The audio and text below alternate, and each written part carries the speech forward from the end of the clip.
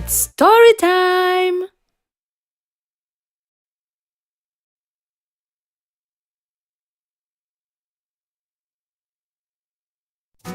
Gather around, come take a seat. There's a tale that's so sweet. Magic words and dreams take flight.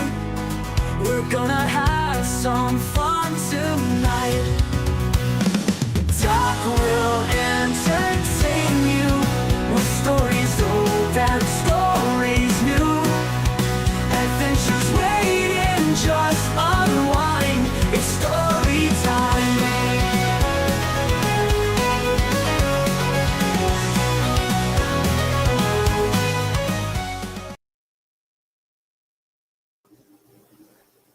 And good morning. Well, actually, good afternoon. How's everyone doing? I got a couple people in the panel waiting to come up. First up is Mr. Thomas. It's always great to have the Chief Roasting Officer in the house. How's it going?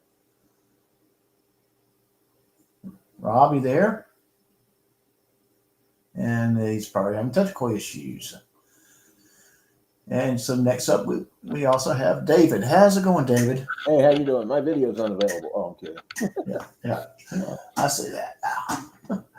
Let me do something real quick, just in case Rob's having a problem with that particular link. That, for whatever reason, that link does not work well with mobile devices. I don't know why. Yeah, I've seen that before. That's kind of weird. I'm not sure what's going on with that. So I'm going to send him the actual link.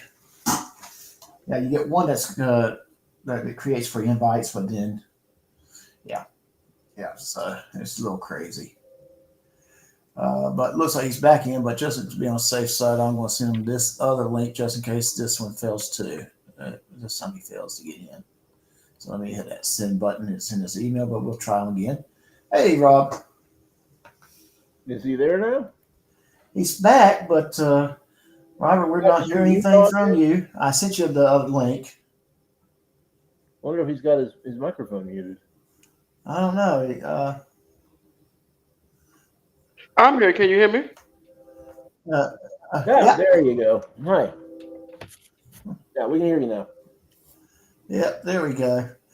How's it going? Hey, Chihuahua, how you doing? Yeah. I saw your rainbow video. That was pretty cool. And we also got Rats to the Moon. That's in the house. Hey, Rats to the Moon. And so it's great to see both you nice young ladies in the house. Rats to the Moon is always a great friend to the channel, and I thought this topic is going to be a very interesting topic because it's interesting to hear. One thing I never thought they would stop doing is teach cursive writing. Yeah, I hated it in school. I really did. I have pretty strong opinions about that, but we'll get to that in a minute. Oh yeah, this is part of it. We're going to have strong opinions about some things. It's kind of like imagine American history back in 1800. It was way different than American history of today. Well, American history in 1800 was largely British history. Yeah, probably lasted a whole day. Yeah, probably two class sessions. Yeah. Whereas, I'm glad you mentioned American history because I have a couple of things to say about that because I actually had some. Let's just say probably about a month and a half ago, I was talking to my nephew's friends and whatever else, and I was asking about certain parts in history, and they gave me some very odd answers. it's kind of interesting to see what they some of those answers are. Well, I'm amazed how illiterate a lot of people are about even recent history. It's really kind of shocking that people think. I mean, I think a lot of people tend to read something on the internet and assume that that's the way it is, and then they don't bother checking anything, and it really becomes a problem quickly. Unfortunately, yes. If you read off the internet, it's not true. Not necessarily true. Some sources are great. They got a lot of information, a lot of it's very accurate. But then those other sources that they will intentionally try to mislead you, or just flat out they don't know what the answer is and they're making up stuff on the fly. Well, the problem with most of education, and remember, that's what I do for a living. So Right. that's what I'm talking about on this one. My criticism is a broader one. It's not just that they don't teach cursive writing, although they should, because there's a lot of educational research that shows if you learn cursive, if you learn cursive and you write with cursive, the way your brain develops information is far more complex than if you use print. There's a definite correlation between the two. But the larger thing that really irks me is that we don't teach critical thinking. We don't teach thought at all. We don't teach how to think for yourself. We don't teach how to challenge your beliefs. We don't teach how to actually understand how the world works. We don't teach critical thinking in any meaningful way. And that's a problem. I've got a real problem with that. It is kind of crying shame because at one point in time you went to college to learn how to think. Now, I think a lot of colleges that they're not teaching you how to think, but what to think. And on top of that, a lot of people equate education with hiring potential or earning potential. And yeah, that's a part of it, but that's certainly not all of it, and it's certainly not the most important part of it. No, it's not. It's a seek of knowledge, and as mankind, we never should be satisfied with the knowledge that we've learned when we're in our 20s. We should be continuously trying to learn something new. Did you ever watch The Sopranos? Did you ever watch The Sopranos? Meadow and her father, Tony Soprano, had several debates about the importance of education. And, Tony would go, well, where'd you learn that? In college. It's called a liberal arts education. That's what education's for, not just to make money. And they get into big debates about that. And I thought it was very enlightening because that's what a lot of parents think. You go to college and get a master's, you're going to be rich. And that's not the case. Yes. Right. Hey, before we start anything, can we, just keep Ray in our thoughts and prayers because she is back in the hospital. But can we keep on our thoughts and prayers? She is. I did try to reach out to her yesterday when I saw that she was in the hospital. Was it yesterday or Friday? Friday when I saw the email. So I did try to reach out to her.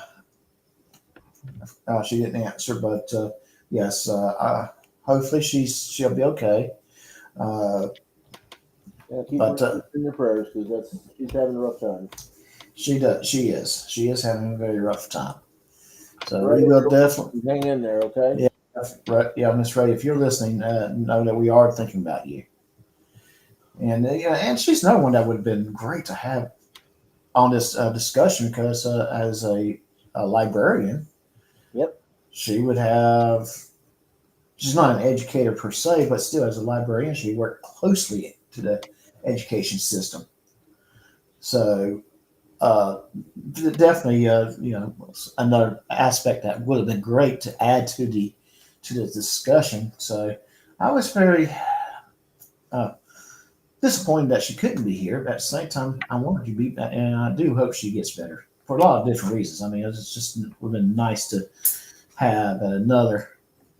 I will loosely say the term expert on the subject matter on the panel for this discussion.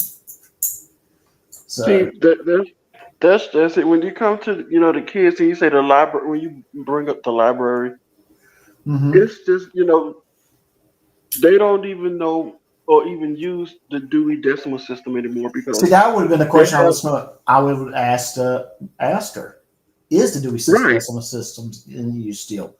I could have found some academic libraries that still use it, but you're right. Most places don't use it anymore. And I'm going to just add this. I mean.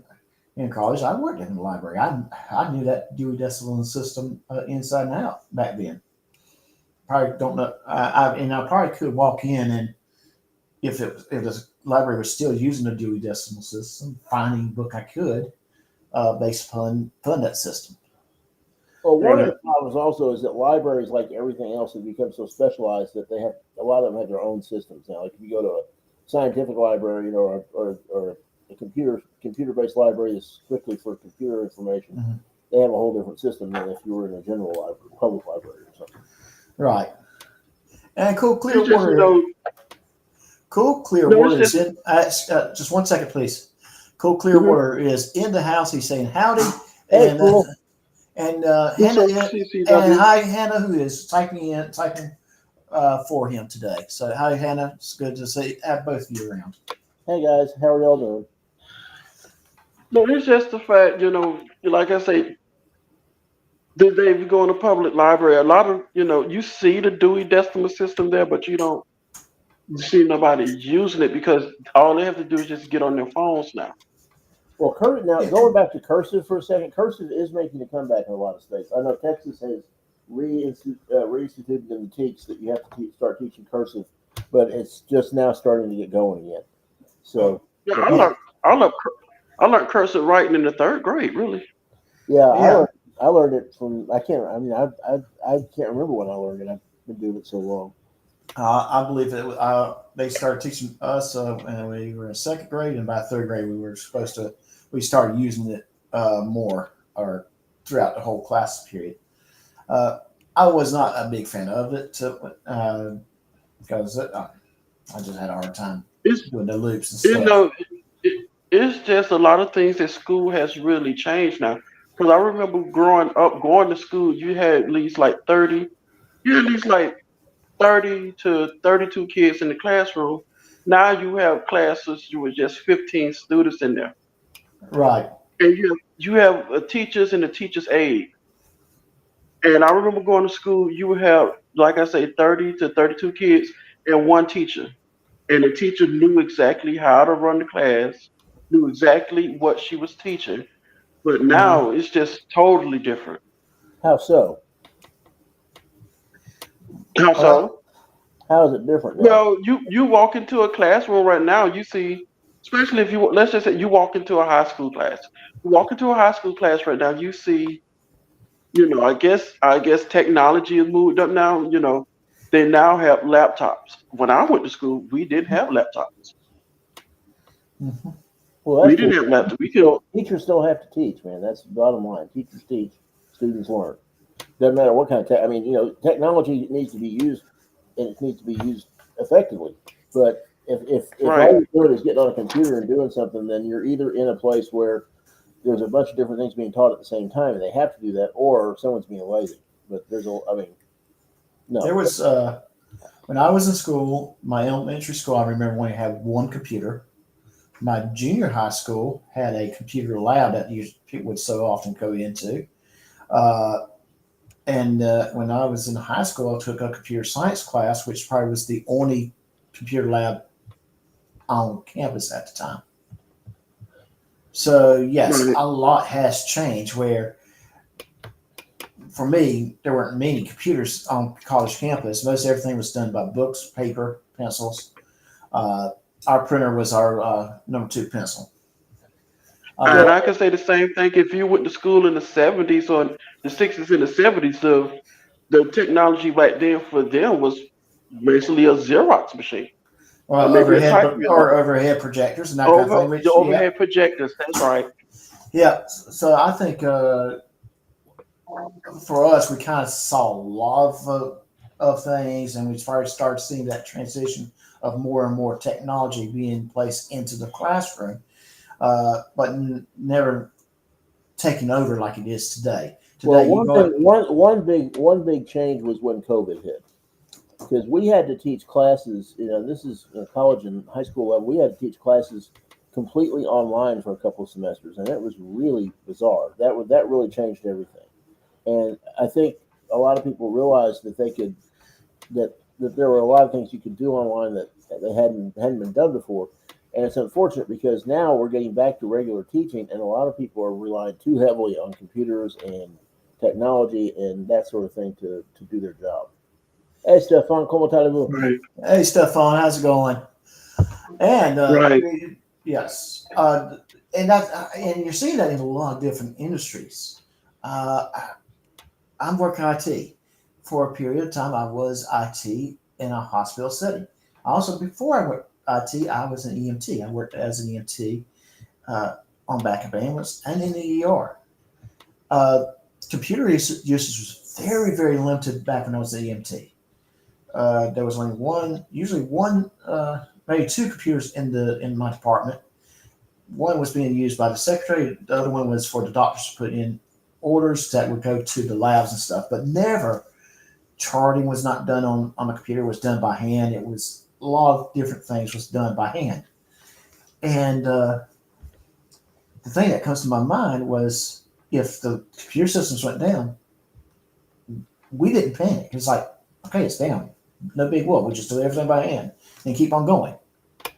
And then now it's like if the computer system would go down, there would be nurses and registration staff and many other people that would panic it. And I remember, I want to say around 2010, I was at a hospital that we were bringing down the network for some upgrades. And the registration person in charge of business office registration was nervous about it. And I had to basically sell her that it was a good thing in the sense that it gives you a chance to see what is your what can be fixed, what needs to be addressed if your network ever goes down unplanned. At least now you know this is happening. You can plan out and come up with policies to counter that because you know an unplanned network event and is something you don't know what's happening. But if you don't know what you're doing, the whole thing stops. So when we start talking about how working with computers, people are getting away from the old school way of doing things by hand, doing things by. We're losing skills in that sense. Right.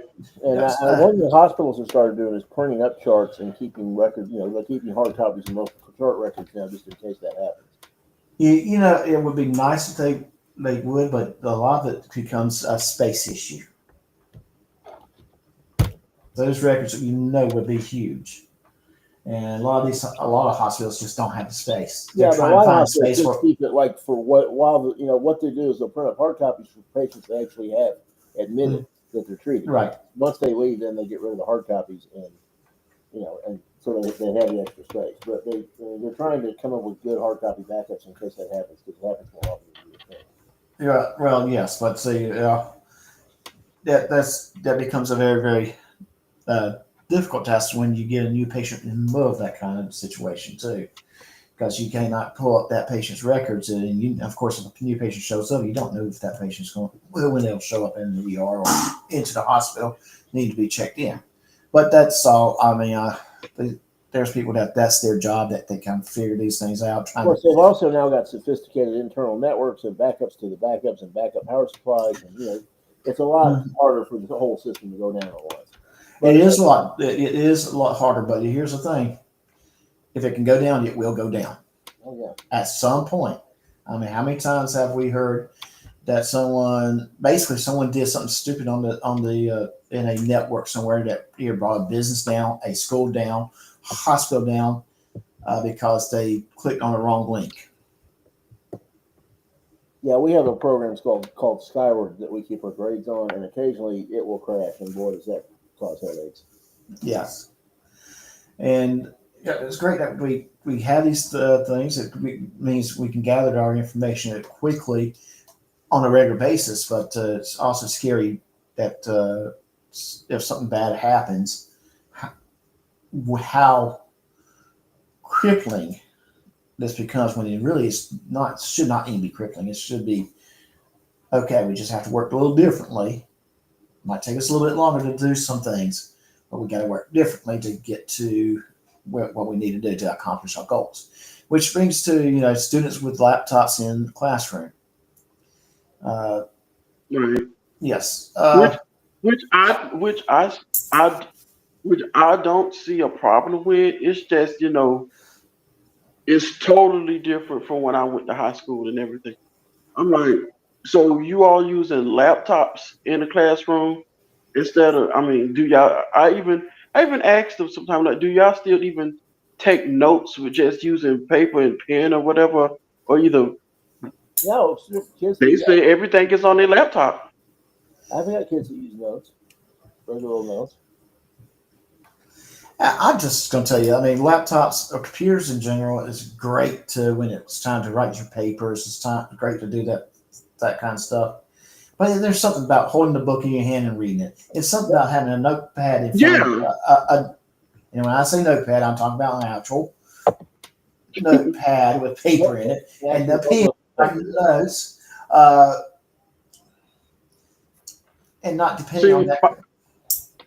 See, my cousin is a teacher, and she teaches history in Miami. She teaches high school history, and she tells me she said I could tell what a student has done now when she give them reports to do or papers to write. She Uh-huh. could tell when they use Chat GPT. Oh, it's obvious when they choose. Yeah, I mean, Oh yeah, I mean, She could tell, and what she what the do is smart ones will do is they'll run it on Chat GPT and then go back and rephrase a lot of it. right. And Chat- she can say, I could tell when they use Chat GPT, and she gives them instructions not to use Chat GPT. She want them to do. She actually want them to do the work. right. Oh yeah. That's how you Definitely. learn is by doing the work. Period. Mm-hmm. Yes. And I want to say this. I've worked with ChatGPT now almost to plan my shows. What resources am I looking? Sometimes I may not have an idea for a show idea, and I might just say, "Hey, give me the show ideas," and then it gives me some ideas, and then from there I just start working off of it. But ChatGPT is a great tool in a sense of putting everything kind of in a more concise space when you're doing your research. Because the problem with Google is you can Google something and you can get all kinds of stuff to the point that it becomes, well, I would say, information over too much information. You can drown with the information, whereas ChatGPT kind of keeps it down to limited stuff with resources for you to go look at it yourself. So I find that ChatGPT is good in that sense, but it should not be used to create Your original. used to create. Yes, And that's what we're not teaching. you're right. The human brain needs to be what's creating it. I mean, even the story last week, which that we kind of created with Connor and Kat. ChatGPT created a story, but if you really looked at the prompts I gave ChatGPT, all ChatGPT was fill in the gaps. That paragraph that I wrote as for prompts for the story was the story. Guy named Connor who loves hot dogs with mustard. Best friend Cat who keeps him out of trouble. Connor and Cat goes to get a hot dog while the place is to be robbed. Connor does not know anything about what's going on. Cat takes the hot dog from Connor, throws it at the criminal. Connor goes after the hot dog, knocking the criminal over. Okay. And ChatGPT created the story. Now, in essence, the creative part of it was us. We kind of gave the story ideas. What ChatGPT did, put it together in such a way that it was a little bit of an entertaining reading story. Well, we were just having fun with that. Yeah, we were having fun. And I did create a video of the story, which we will play during this live stream. I think it's kind of funny, as I liked it. But yeah. So, but normally, if I create a story with I'll use ChatGPT just to do my proofreading. And that's what it's okay for. I mean, if you wrote something, Yeah, it's okay for that. That's something different. Yeah.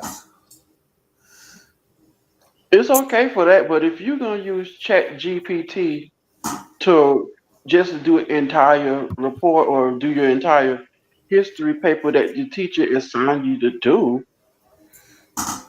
that's you're not really learning anything. Chat GPT is doing the job for you. That's what I try to tell my students when I catch them cheating with that. I don't turn them in and I don't bust them. What I tell them is go back and redo it. I want you to do the work. That's how you learn, by actually doing it. Yes. Coming up with an answer doesn't teach you anything. Yes. You want to learn and you want to be prepared to go out in the world and make money and do things and fulfill your dreams. You have to know what you're doing. You cannot be ignorant.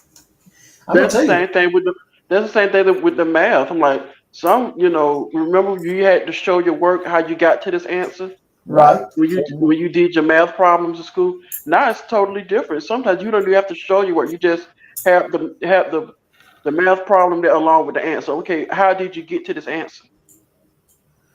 Hmm. Yeah. I'm just going to get this. I use ChatGPT at work all the time. If I have a problem that don't know what the answer is, instead of Googling, which I used to do a good bit, and then spend maybe 30 minutes trying to read through different websites with what the possible solution is, I type it in chat. Actually, it works. Copilot, Microsoft Copilot, and I get an answer just like that. And it's 2 minutes of me reading, researching, instead of 30 minutes. Well, I make my students with my finals, and some of my colleagues think I'm crazy, but I still make my students take written paper finals so that they have to do the work. Right. And you can tell the ones who've been skating all year when they get their finals and they have to do it on paper and answer it on paper with no computer. What subject do you teach? I teach history, geography, political science. What else do I teach? Sociology and psychology and theology. Now, theology. Mr. Thomas. Yes, sir. David's been teaching so long. History was when he began. History was known as current events. Yeah, that's true. I mean, he was. So, in other words, what you're saying that David was there when the Magna Carta was written? All I'm going to say that was current events. I signed it. But I taught theology and philosophy and history in college, and I teach, and then I taught geography and social studies, and history and sociology and psychology in high school. And I do like what Hannah just and debate. I do, yeah, and I like what I just kind of monitoring a little bit, but this is a comment from Hannah typing for her grandfather, great grandfather. Handbooks are technical stuff. Others in my class are lost if the power goes out. And that is so true. That is true. Yeah. That is so true. Yes, when the power, you gotta be able to work when the power goes out. Oh, I'll tell you. It just amazes me how many people who just kind of get lost when their computers are not working. Teachers get lost when the power goes out. They don't know what to do. I think teachers have become too reliant on computers as well. Right. Yeah. Right. Yes. You're right about that. Mm-hmm. That is so true. And you know what, guys? I do want to play that story, especially knowing that we have Hannah in the house typing for her grandfather. I think she might have a little appreciation of the story as well. So I want to play it before she hops off. So let's go ahead and play the story real quick. Okay. Okay. And I will upload this as a separate piece into YouTube.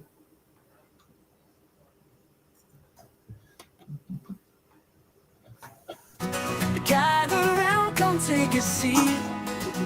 There's a tale that's so sweet. Magic words and dreams take flight. We're gonna have some fun tonight. Talk will entertain you with stories old and stories new. Adventures waiting, just unwind. It's story time.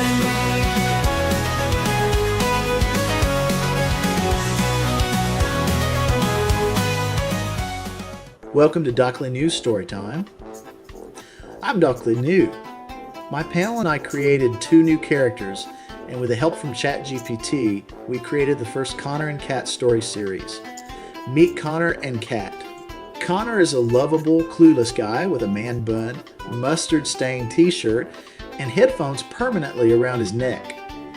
His biggest passion? Hot dogs with extra mustard, of course. Kat is his sharp, no-nonsense best friend.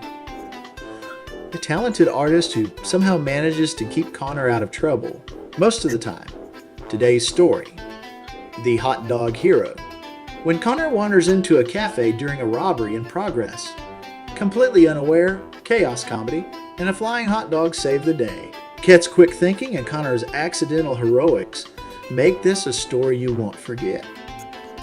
And stick around after the story, you'll hear Connor's brand new theme song. Mustard on My Shirt, a fun tune and all about our favorite mustard-loving accidental hero.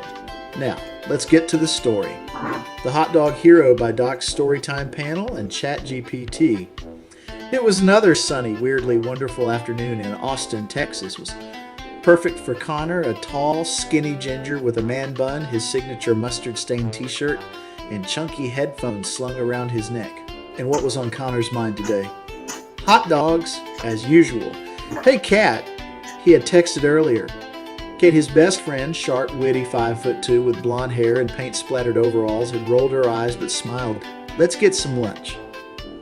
Of course, he wants hot dogs. They met at their favorite quirky cafe, Moonbeam Coffee Egg Teas, a place known for serving both artisanal ladies and grilled hot dogs because Austin.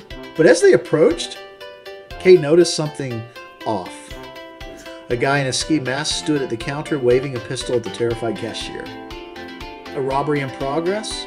Connor, wait. Kat grabbed Connor's arm, but too late.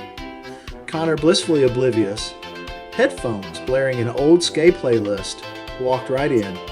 He strolled right up to the counter, stood beside the robber, and said cheerfully, Yo, can I get a hot dog? Extra mustard, please. Bruh. Everyone froze. Even the robber blinked, confused. The cashier, wide-eyed, mechanically assembled the hot dog and handed it over, too scared to argue. Connor grinned, took his precious hot dog, and turned around, still oblivious to the entire situation. That's when Kate sprang into action. With zero hesitation, she snatched the hot dog from Connor's hand, spun on her heel, and hurled it at the robber. Splat. Mustard flew directly into the robber's eyes. The masked man stumbled back, weapon lowered. Trying to wipe mustard out of his face, Connor blinked. Hey, my hot dog. Bruh. Without missing a beat, Connor chased after it. Barreling toward the robber, arms outstretched. Wham! Connor accidentally tackled the robber to the floor, skidding across the tile. By the time Kat called 911, the scene was ridiculous. Connor was sitting cross-legged on top of the dazed robber, happily eating his hot dog. Man, this is a good hot dog. Bruh. When the cops arrived, Kat explained everything. Connor blinked. Wait, that was a robbery? I just wanted lunch. Bruh. Kat sighed, shaking her head, but smiled. That's why I'm around, Connor. The story made the local news. Headline, Hot Dog Hero takes down robber in Austin cafe. Connor proudly framed the newspaper clipping. Kat just rolled her eyes. And yes, Connor still eats at least one hot dog a day. The end. A bonus for today's video. The official Connor song, Mustard on My Shirt. I hope you enjoy it. And stay tuned for more Connor and Kat stories. Maybe they meet Will. Maybe they will deal with that robber again. Who knows where Connor's obsession with hot dogs will take them. Until next time, take care of yourself. Here is Mustard on My Shirt.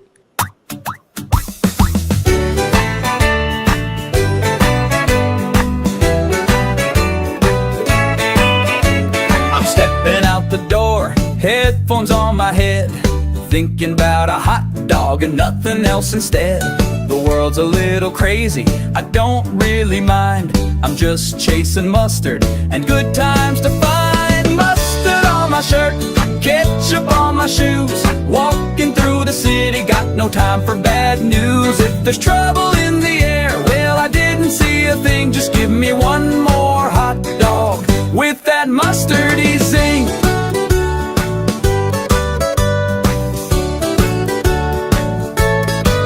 Cat says, Connor, pay attention, danger's up ahead. But I just smell the relish and the fresh baked bread. Cashier's looking nervous, there's a guy with a mask. I just want my lunch, is that too much to ask? Mustard on my shirt, ketchup on my shoes, walking through the city, got no time for bad news. If there's trouble in the air, well, I didn't see a thing. Just give me one more hot dog with that mustardy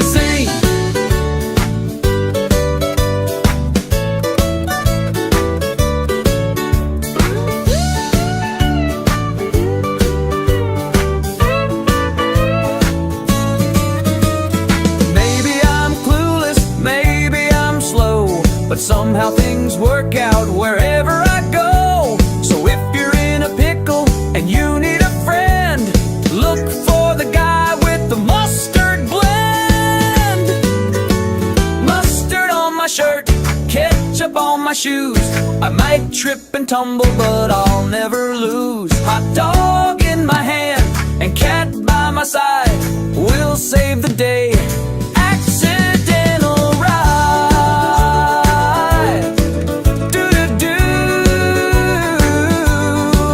Hot dog hero. Mustard man. Oh.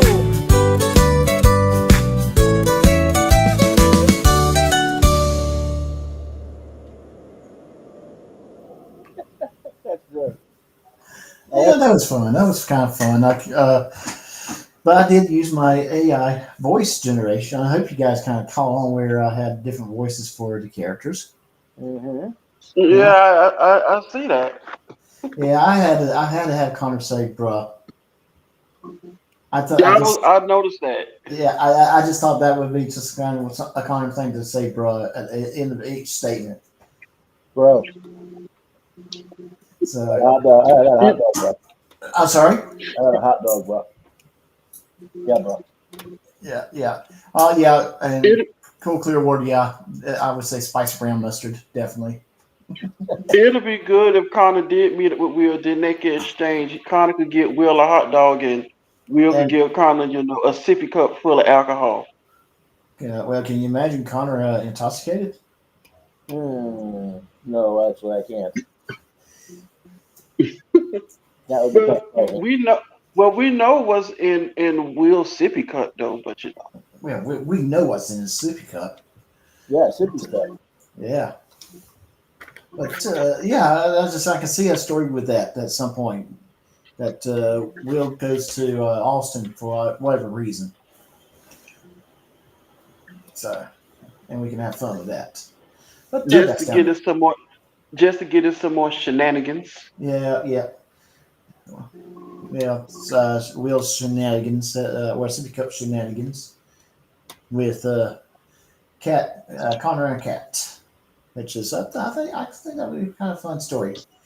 But yeah, I think the Connor and Cat thing is going to be like the Hardy Boys or something. It's going to take off the whole series. yeah, oh yeah, Yeah.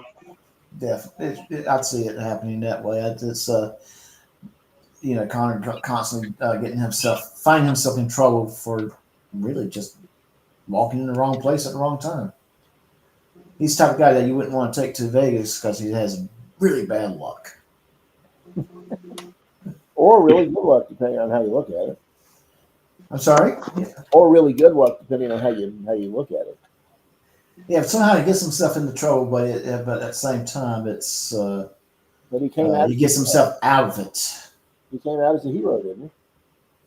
Well, yeah, he's a hot dog hero. Although the real hero was actually Cat when she threw the hot dog with the mustard on it at the criminal. He was more concerned about eating his hot dog for lunch, Yeah. with extra mustard on it.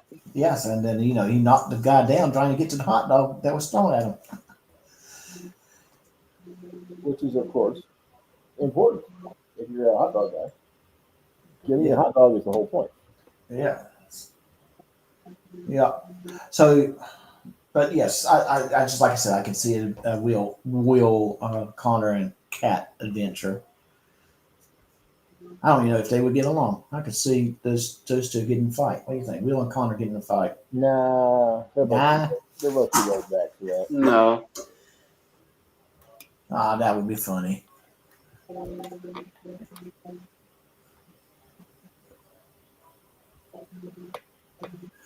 Okay, so that's a good comment from Hannah. Hannah did say something about girls' characters. Yes, Cool Clearwater's voice is very, very awesome voice. Yes, it is. Yes, it is a very awesome voice, but it's very difficult to use it for when girls' voices. I would agree with that. Now, truthfully, what I did, I have a software called Revoicer. Oh, you can have some fun with Revoicer. I'm sorry. You can have a lot of fun with revoicing. Yes. So the segments where it was narration, that was my voice using Revoicer. I actually got my voice kind of programmed into Revoicer, and that was where the narration was coming from. But when I needed a character talk, I was actually using one of the voices for the characters. So the So entire song was produced by Chat GPT. What is it? Chat GPT, whatever. Chat GPT. All right, so GPT. Chat GPT created a story. I kind of added a little bit, a little flair, like the bra thing. I just, like I said, I see Connor saying that, so I said yes. We gotta say bruh. We gotta say That bruh. means he hangs out on 6th Street. That's for sure. Yeah. Uh, But that was a cute little song though. I liked it. yeah, I love this song. The music itself gave me a little Jimmy Buffett vibe to it. Is that Chat GPT that comes up with the music, or what program do you use for that? Okay, so ChatGPT helped create the lyrics, but I use Suno to create the actual. I put the lyrics into the Suno, and Suno creates the song for it. Suno does good stuff. Yeah, the music that comes out of that is awesome. It's great. And yes, in fact, the background music I played for the story came from Suno too. I just kind of had created me two different songs that both worked, so I kept them both in, and they were perfect for the story, I thought. So I kept them in, and they were the background music. Right. Yeah. And then we got to the actual song. Yeah, I mean, ChatGPT helps me create pictures. I don't do illustration. I don't draw. I can't do it. But ChatGPT is able to create the illustrations. We saw that last week, and it's a little scary how good it can come out, and sometimes. When we were developing the robber and using Glenn Serio as a model, I thought that was interesting how accurate it got. Yeah, well, Glenn Serio and Russell Pickering. Right. Wow. Yeah, and we named him Glenn Russell. What's the difference? Oh, I'm sorry I couldn't make it today. Okay, he said it's okay. Hopefully you can listen a little bit. We just played a story. I don't know if you heard it or not, but it will be available to you on my YouTube channel a little bit later. And the bad thing is, and Katie said would appreciate this, her Friday night stream was not available yesterday and this morning. I wanted to download it so I could get a little sound bite that she said, because it would have been perfect for the story, because the main character's name is Connor. And I know what Katie said, probably thinking now what little sound bite I'm talking about at Inverse Stream on Friday. And this stems from an incident in Chicago area where basically the person that was being arrested just kept on telling the police officer whose name was Connor, "I love you, Connor." So I was actually I seen that. Seen that on the live stream Friday. Yeah. So I was like, yeah, that would be just kind of perfect, just to have Katie says voice at the end of that story say, "I love you, Connor." But they took it off. I mean, I could probably find it if I had time to really look for it through a couple other live streams, but I just didn't have time to look through it. I just knew exactly where it was. Like I said, I liked it. Like I said, before when she was on panel before, I really like their live stream. I Oh just yeah. think they should just change the name to Getting Drunk with Katie Z and Katie Pop, especially on Fridays. Oh yeah. Yes. I mean, I'll tell you that those are fun. I enjoy those shows. They're fun shows, and you get to make fun. Really, sometimes there's some bad choices. And Ava's such a beautiful dog. Yeah. Okay, yeah. I mean, people don't go to their channel to watch them. They go to the channel to watch the dogs.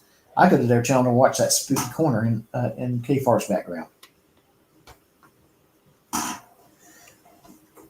Keep on saying, yeah, one day I'm going to see something moving back there. Somebody sneaking up behind him. Somebody or something. Somebody sneaking up behind him or something. That would be bad. Yeah.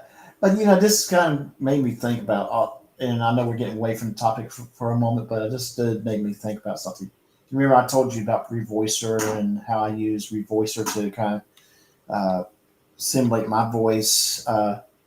I could actually take anybody's YouTube channel, come up with 5 to 15 minutes of just their voice, upload it to Revoicer, and have their voice cloned into the system for me to use. I wouldn't do that, not without that person's permission first, but it's doable, and we're already seeing it happening with certain channels using someone's voice to make fun of them. I mean, one of the biggest ones that I know of is how a lot of people like to make fun of chili. So, again, I wouldn't do it myself. It's one thing taking a clip of what someone said. Well, Chili's voice, Chili's genetics are working against him. He does have a pretty distinctive voice. Yeah. It's kind of hard to, it's kind of easy to simulate. Which nobody should be doing that. Though. Nobody should be putting words in somebody else's mouth. Right. Yeah. I mean, like I said, it's one thing to take a clip of what someone says and throw it in your video, especially. Fraud the Troll does that a lot, especially when he'll use like the voice of the frauditor, whoever he's covering sometimes. Yeah, Like for instance, he did used DMA a couple of times. Yeah, he did with DMA Regan Benson. Yeah, how much of And K5 does it with using the voice of broken system, broken system, and broken tooth. Yeah, broken system, broken tooth. And here's the thing: if you now say this is not the real voice, that's one thing. But if you try to sell it as it's really that person saying that kind of stuff, that's wrong. You can't do that. There was one they did recently. Somebody did of Tom Cruise. It was an AI generated thing, but it was supposed to be a Tom Cruise saying why he left Scientology, and that really created a stink. Yeah. They gotta be careful playing around with Scientology. That is a very litigious group. They would sue you just for walking by them and looking at them funny. But somebody did an AI, and it was actually pretty convincing if you watch it. I had to kind of watch it twice to make sure it wasn't. I was pretty sure it was AI, but I had to kind of watch it twice to be positive. It was well done. Yeah, but that's always wrong. I mean, if you can't, if you're going to have somebody say something, then get them to say it or put it in your own words. Don't make it look like somebody else said something. Yeah, exactly. And that's the dangers of AI. I think that's been a discussion I've seen numerous times by different channels that right now, the way AI is going, it's becoming like the Wild West for the internet now, because you anything and everything someone might say that you may have a clip of may not actually be that individual saying it. So a lot of judges doesn't like AI. Did you see the video of the judge that went off on the I think it was the plaintiff? He created an AI video, and she was asked, "Was this the attorney?" He said, "No, I created it as his opening statement," and the judge told him to shut it off. Mm-hmm. Well, there's some significant legal issues with that as far as evidentiary stuff, because if you start saying, "Oh, I've got a video or an audio tape of this person saying this," and you do it on AI and it's convincing enough, you could really frame somebody. And judges have got to be scared to death of that. Yeah. And it won't work to do voice prints either, because a lot of the AI stuff is actually that's how it creates the voices through voice print analysis. So it's kind of scary. It is kind of scary. It is kind of scary. Very, very. That's kind of why I do think that you have to use AI responsibly, mature, with a lot of maturity, but at the same time, I don't want to see a lot of limitations on it because it is a good tool. It's just the problem is we have people out there that don't know how to use tools in a responsible manner. Right. I don't want AI to get banned because people are using it in a bad fashion. I mean, there's people using hammers in a bad fashion. You don't need to be banning a hammer. Hammers are very valuable tools. Well, let me ask you this: if AI get any better, and It let's will. just say if AI get any better, and they you have a lot of producers and directors out there that want to shoot a movie and they just use AI characters.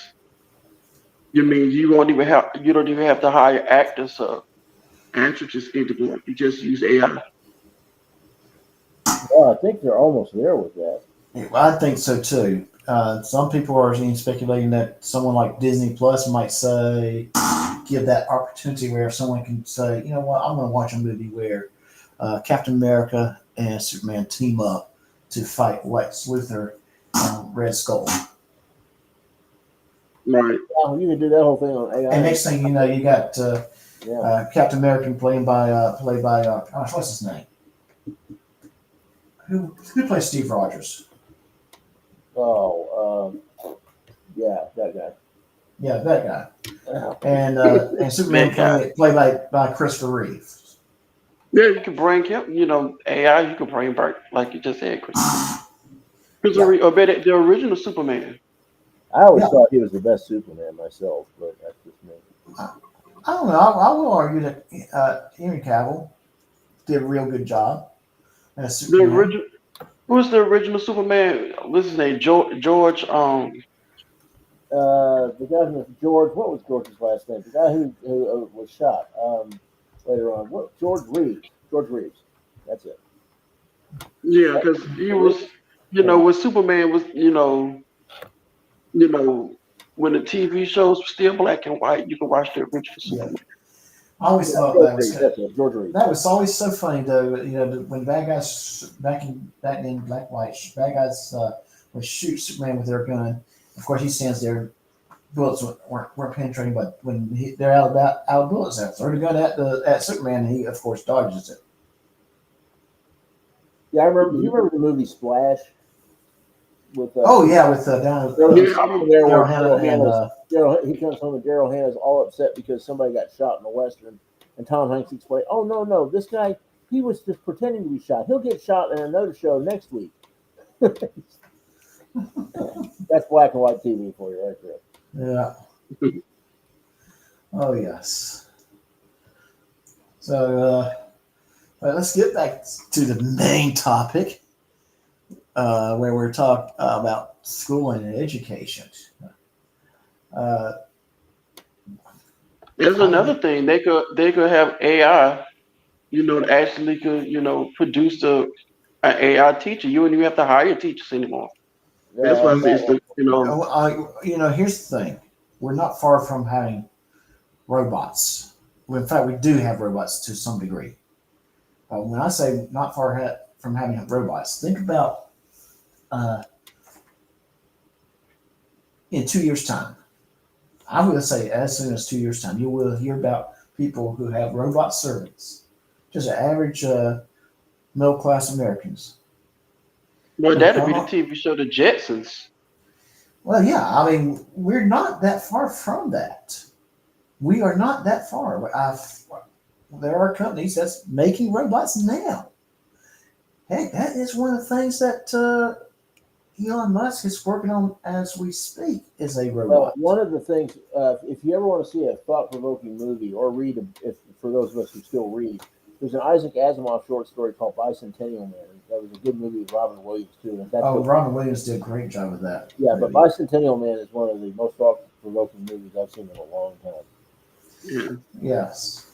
But getting back to AI teaching classrooms, we're not far from where we could literally have a teacher who is a robot teaching that class.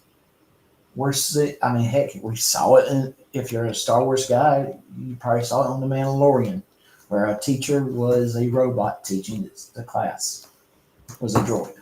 Yeah, but in real life, I don't think it's going to happen for a couple of reasons. One, there's more to teaching than just the dissemination of information. You mentor, you talk to people, you develop relationships, and that's something the robot cannot do. And that's Right. a very important part of teaching and learning. And then the second part is, there's no robots for all of whatever cannot really think critically unless you tell them how to think. They cannot think for themselves. Now, if we ever cross that barrier, we're in trouble. Mm-hmm. Oh yeah. So yeah. That being said, we'll see robots. I would love to have an android that would cut my grass, fly with me, carry my bags. Another movie that's also, I guess, that's based on an Asimov story too. Now I think about it, is I, Robot with Will Smith. It is another good movie. That is another good. That's also a good book if you want to write a short story. But you think about it in that storyline. Yeah. The whole thing was that the robots decided that the best way to take care of man is to basically take over. Because the basic premise of that is human conduct is not logical. You have a bunch of logical beings we place in charge of everything to help us. They say, hey, they're not logical. We should be in charge and take over. And that's essentially the story. Yeah, but for robots though, don't they still need to have people around just in case if the robots go down or dysfunction? Well, that's They know how to repair a robot, because if you have a robot that can repair another robot, that means you still gonna have to have somebody around to repair the robot that's repairing the robot. not necessarily. I mean, you can have enough robots where one of the robots will always be functioning to fix the other robots. That's kind of the point of iRobot. Part of the point, one of the points. Boy, that shut everybody up, didn't it? Yeah.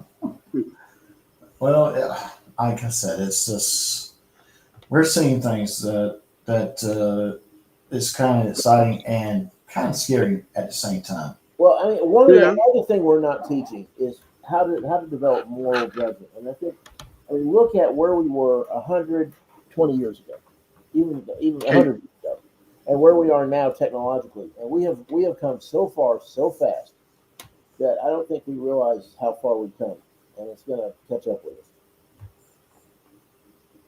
Yes, you're right. Yeah, we've learned.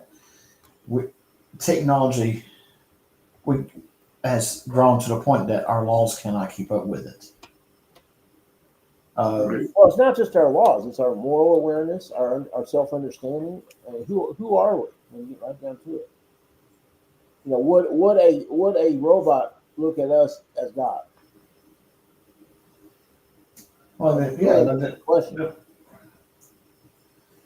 There becomes a lot of different moral questions that comes in place. Serious, deep. John Cobb would have a field day with that. You know, John Cobb is a theologian, but a lot of theologians would have a field day with that. Oh yes, definitely. And we are probably seeing like growth of our technology jump many so much in just a year's time. Oh yeah, and one of the things that's interesting is that are y'all familiar with what a rate of doubling is? It's how much something doubles in a certain given time frame. Population, technology, knowledge, language, whatever. And the English language doubles in about every 5 years, as far as words that are available and all that sort of thing. And technology, I don't know what the rate of doubling is in technology, but it's got to be awfully quick. Same thing with population. India, middle of last year, I think it was, surpassed China as the biggest country in the world. And nobody really realized it because, they just don't think about that sort of thing. But, population rate of doubling and technological rate of doubling is exponential. It really is. Look at where we were in 1980 compared to now with computers. That wasn't that long ago. Oh no, it wasn't. It was not that long ago. Because I mean, if you think about what way things were back in, let's say, 1880, and then 20 years later, year 2000, not that much had changed. Yes, there were a little bit technological advancements, but not much. Clothing style probably was the same during that time period. Well, the most significant discovery in the history of the last century was the discovery of how to harness the electron. Yes. That's how we got electricity. That's how we got computers. That's how we got everything. Everything we have, our entire civilization is built on the electron. If something were to happen where we could not harness the electron anymore, we would be in deep trouble. No, yes. We couldn't be having this conversation. Oh yeah, that's so true. If we ever lose electricity or the master of the electron, we would lose so much. And another question that comes to mind: could people survive without modern day technology? And unfortunately, that answer is No. no. No. No, there's only going to be Oh, some that especially- can. I think people as Especially- a group would. I mean, there are a lot of individuals that would. But yeah, I think humanity as a group, we survived for millions. We survived for thousands and thousands and thousands of years without it. So yeah, I mean, it would be unpleasant. We wouldn't like it, but we could do it. Especially teenagers and young people in their early 20s, because some people use their phones and TikTok and YouTube and everything as their job and what they do. As internet influencers, they use that every day. So if that was to go down, Well, if that was to go down, some they of that would not be bad. I mean, I think there's a lot of that generation has become far too dependent on their phones and on the internet. And they think the internet is real. It's reality. It's not. That is not what the thing is though. See, but if you put something out there on the internet, it stays forever. unless electricity goes down. No electricity, no internet. Right. Absolutely. Without electricity, I think yes. history will record that and I don't think there's going to be any catastrophic whatever because there are too many people with too much self-interest to keep it running. But history will record that our dependence on the internet was probably not a good idea because we're way too dependent on it. Absolutely. You guys know how the internet got started, don't you? Well, it was a DoD program that basically what they wanted was a means for communications to stay up when there's a severed in the line. Well, they wanted that. Well, basically, the reason it started with DARPA, the Defense Research Project. DARPA is the one that did all kinds of strange stuff. But they did invent the internet, and the original design was to have a decentralized command structure in case of a nuclear strike. That way, there wasn't one hub they could take out. There were a lot of different hubs, and if one got hit, the others you could go around it and still function. That's how the internet got started. So, and that's kind of what the whole concept was. It was a preparation for really, at the end of the day, nuclear war, right? Or some other huge or some other catastrophe. So, and yes, but it's amazing. And we had the internet around for how long? Since late 60s. Yeah, I can remember.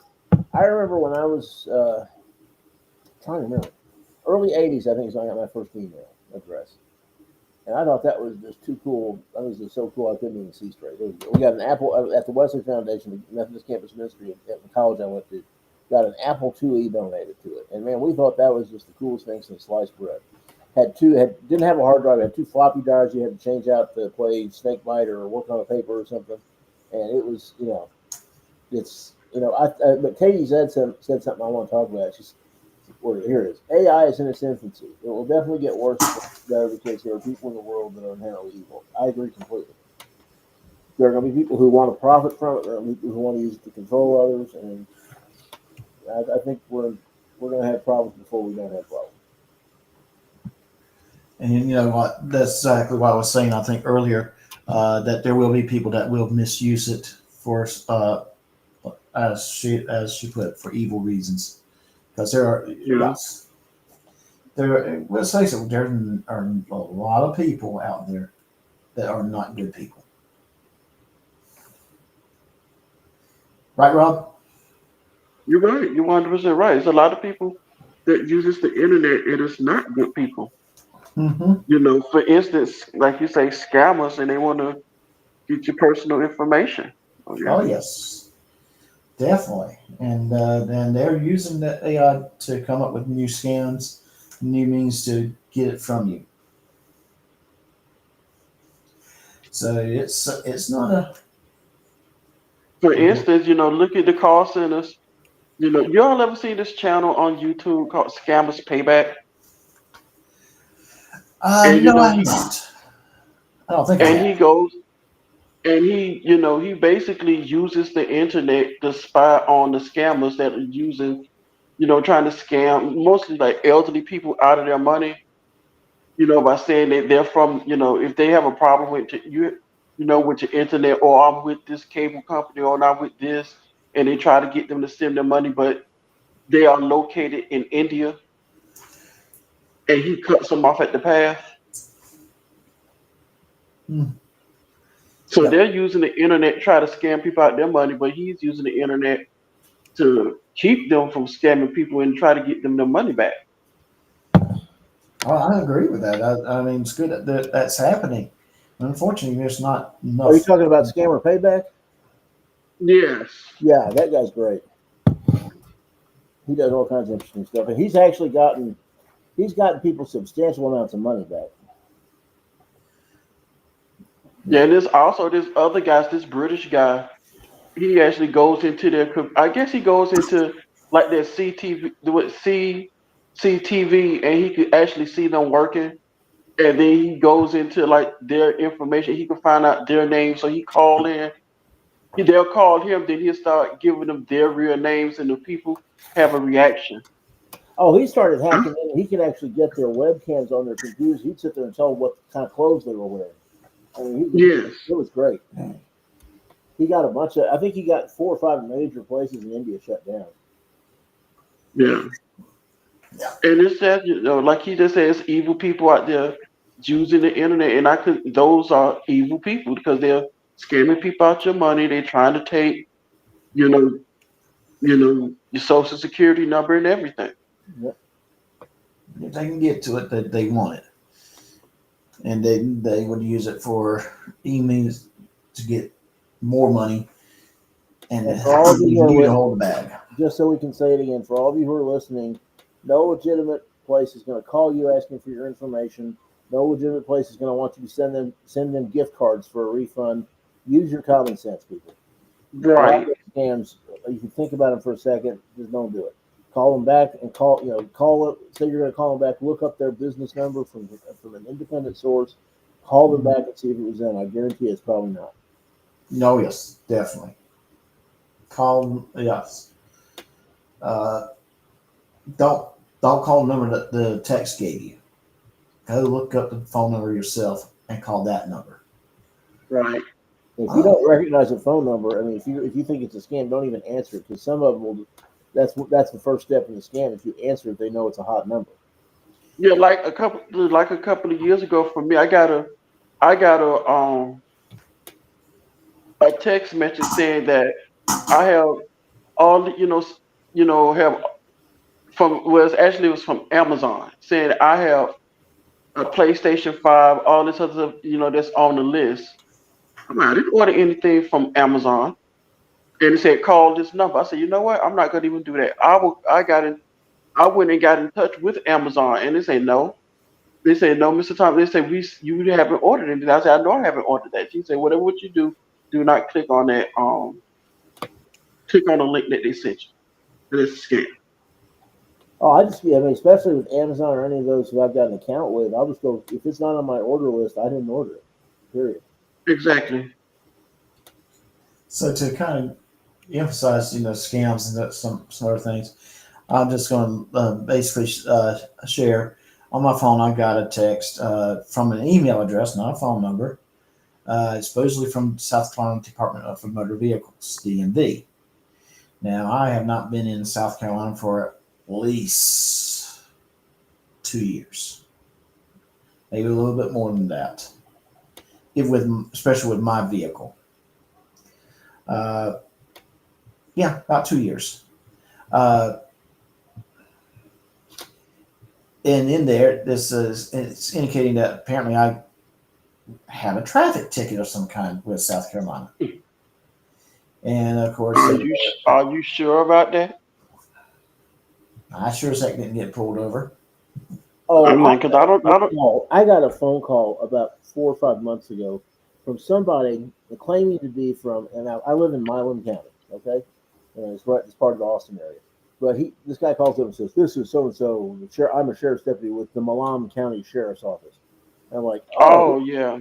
And then he starts saying, "Well, sir, you have not. You were given a jury summons and you did not to serve jury duty, and you did not show up, and the judge has issued a warrant for your arrest. You need to pay us $300. I'll have an agent come by and get it." And I'm like, "Really?"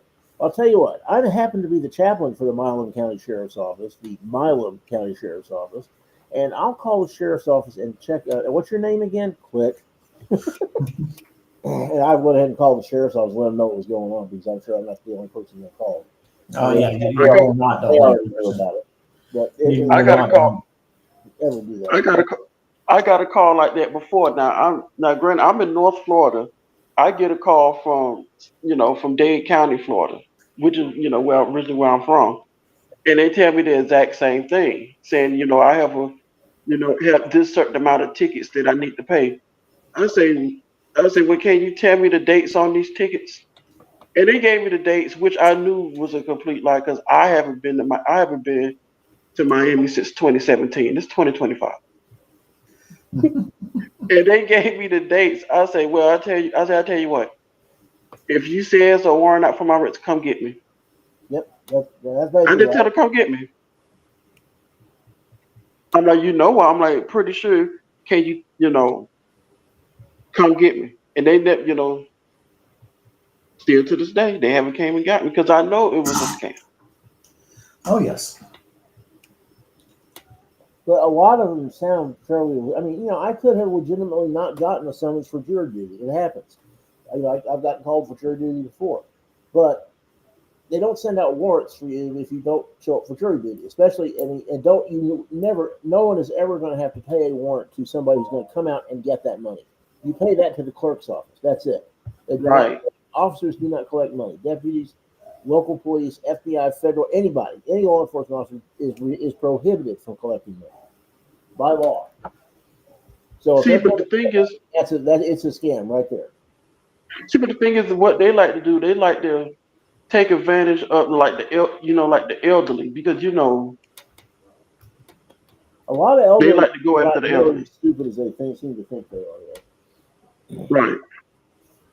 But you're right. I mean, there are some, especially the elderly people who have been law-abiding their whole lives that have never dealt with the legal system. You might believe that. They're going to say, "Well, I have to get this squared away because they're coming to get me." No, they're not going to. No, it's a scam. Scam. Sorry, we got off the topic. I'm sorry. I'll shut up. I know we started talking about scams. We was originally talking about it, what the teaching in schools these days, But what they're not teaching. Well, to get back to what we're not teaching in schools, this is a good point. Critical thinking. Yes. Right. To think for yourself and use your common sense. How to use common sense while you're thinking. And that's what a lot of these frauder guys do, too. I mean, they really don't use any common sense whatsoever. You can tell they were probably the guys who were asleep or high in the back of the class during school. Didn't pay any attention to anything, and now they think they know everything about the law because they, reasons.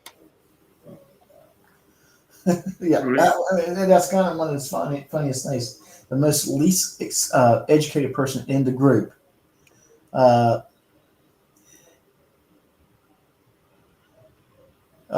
sorry, I caught my eye, but the least educated person in the group is trying to say how much they know about the law, and you're looking at the situation. You're going, okay, you did not finish high school, dude.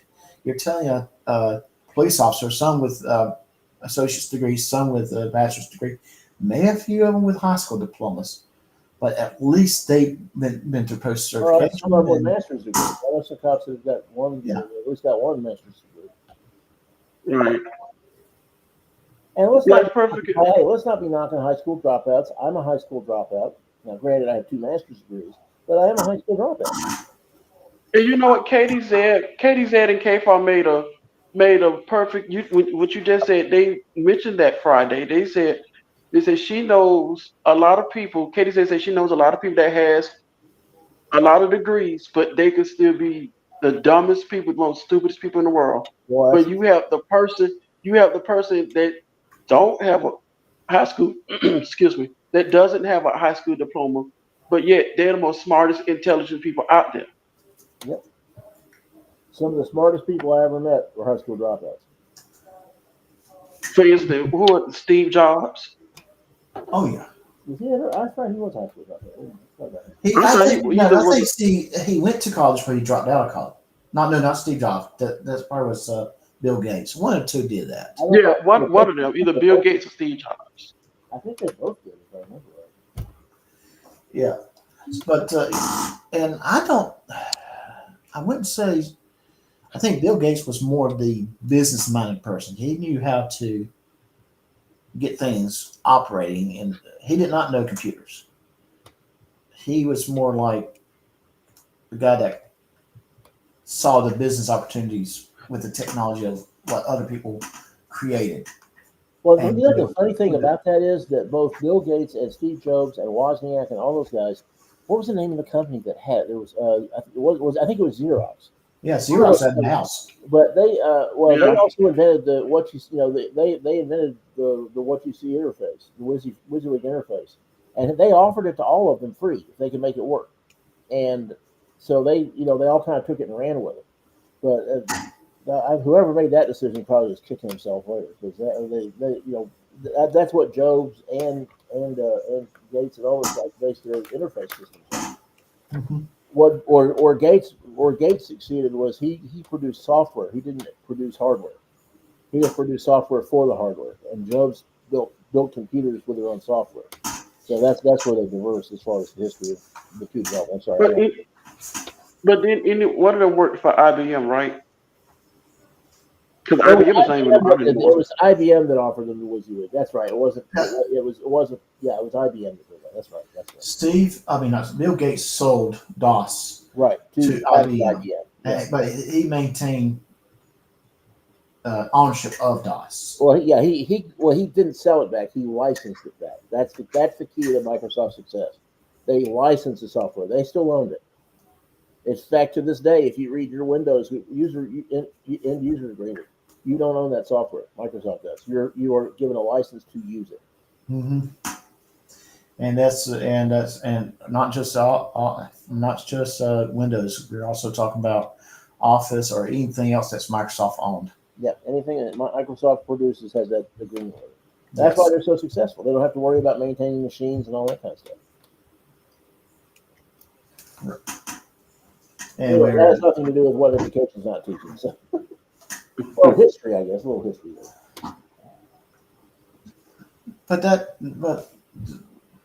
Let's get back to education for a minute. Because I think one of the things that is kind of the elephant in the room that nobody wants to talk about is that education has become politicized. And it has. And it depends on which party's in power does affect what education teaches. And like right now, DEI, getting rid of DEI is a big thing. And then 10 years ago, it was getting rid of right-wing stuff. And before it, and that's a big problem with education is that politics has gotten involved, and people. I think Doc, you mentioned indoctrination earlier. That's a big part of what's going on now, and it needs to educate people based on the way things are, not the way we want them to be. It's bad enough. Just like I said earlier when the stream first started, it's bad enough. When you you talk to some of the kids, some of the younger kids today. Say, I'm not going to say anything about the high school kids because pretty sure they know. But when you get into like the elementary school kids and the middle school kids, and you ask them what the Underground Railroad was, they couldn't tell you. Yeah, I know. I'm like, this is pretty sad. I'm like, what's wrong with teaching the kids what was the Underground Railroad for and what it was used for? Well, I mean, it's up in New York City. It's the subway. Oh, is that it? Yeah, that's it. Right. All right, I'm sorry. That was bad joke. Bad Well, joke. that's probably you'd be amazed. No, somebody, no, some of the kids actually thought the Underground Railroad was an actual railroad, and it's not. And they actually thought that. No, it was not. It was what they called it, but it was a network of people who hid escaped slaves to help them get at first originally to the north, but later to Canada because To Canada. yes, They because also laws took them to changed. the west, to the northwest. So It's just the fact, when you ask like some of some of the younger kids that they can't tell you. I'm like, that's a problem. Like, for instance, if you ask them like, what was the name of the what was the name of the river that Washington crossed, they couldn't tell you that either. well, they may not even be able to tell you what tree he chopped down. If that ever happened. Yeah, if that ever happened. Because George Washington had, I remember growing up as a kid, one of the stories was he threw a silver dollar across the river. And that was just kind of one of those, it was kind of a Paul Bunyan type story. Right. So, or Daniel Boone is another character, another one that probably had a lot of stories associated with him that was not true. Well, and it amazes me how these days how many kids don't even know who Martin Luther King and Malcolm X were. Somebody actually said Malcolm X was called Malcolm 10. I'm like, that's X. That's not the no, That's not the well, no, that's not the Roman numeral. but what? Let's just say what if it was meant to be 10, and first person that called Malcolm X did not realize that. No, well, that was kind of where it came from. The X being an unknown variable. They didn't want their slave name, so they would wait till they got it. Right. So I guess there's a little bit of math involved, but it was not to be 10. That's not. It was just an unknown variable, your unknown true name. I mean, then if you ask them about Lois and Clark, they actually think, is that, about Superman? Like, no, that's No, not. it's not No, Lois and no, Clark. no. It's Lewis and Clark. Yeah, Lois and Clark. That's a whole different. But that's a different group. And Katie said has made very, very good. As parents, I would say we need to supplement your child's education. Right, Give Katie right. a prize. I agree completely. A lot of parents, I mean, a lot of the parents of the kids I teach seem to think we're there to babysit them, and we're not. We are there as partners in their child's education with them. Mm-hmm. They don't get that at all. That's give Katie Zed a prize. That's the best statement. Best statement of the day. It is the best statement there because it reminds us we are. It's not just one person or one group of people that has to help teach the kids. It's everybody. From the if religion's in your family, the clergy and the Sunday school teachers, the parents, the grandparents, the aunts and the uncles, heck, even the older cousins help teach the younger ones. Let me ask you all this though. Should religion be taught in school? Yes, yes. I think it should be taught in a balanced way where you teach all religions the same way. You don't advocate for any religion, but people need to know what people's religious beliefs are, just like anything else. Now, you certainly don't advocate for one, but separation of church and state does not mean separation of knowledge and faith.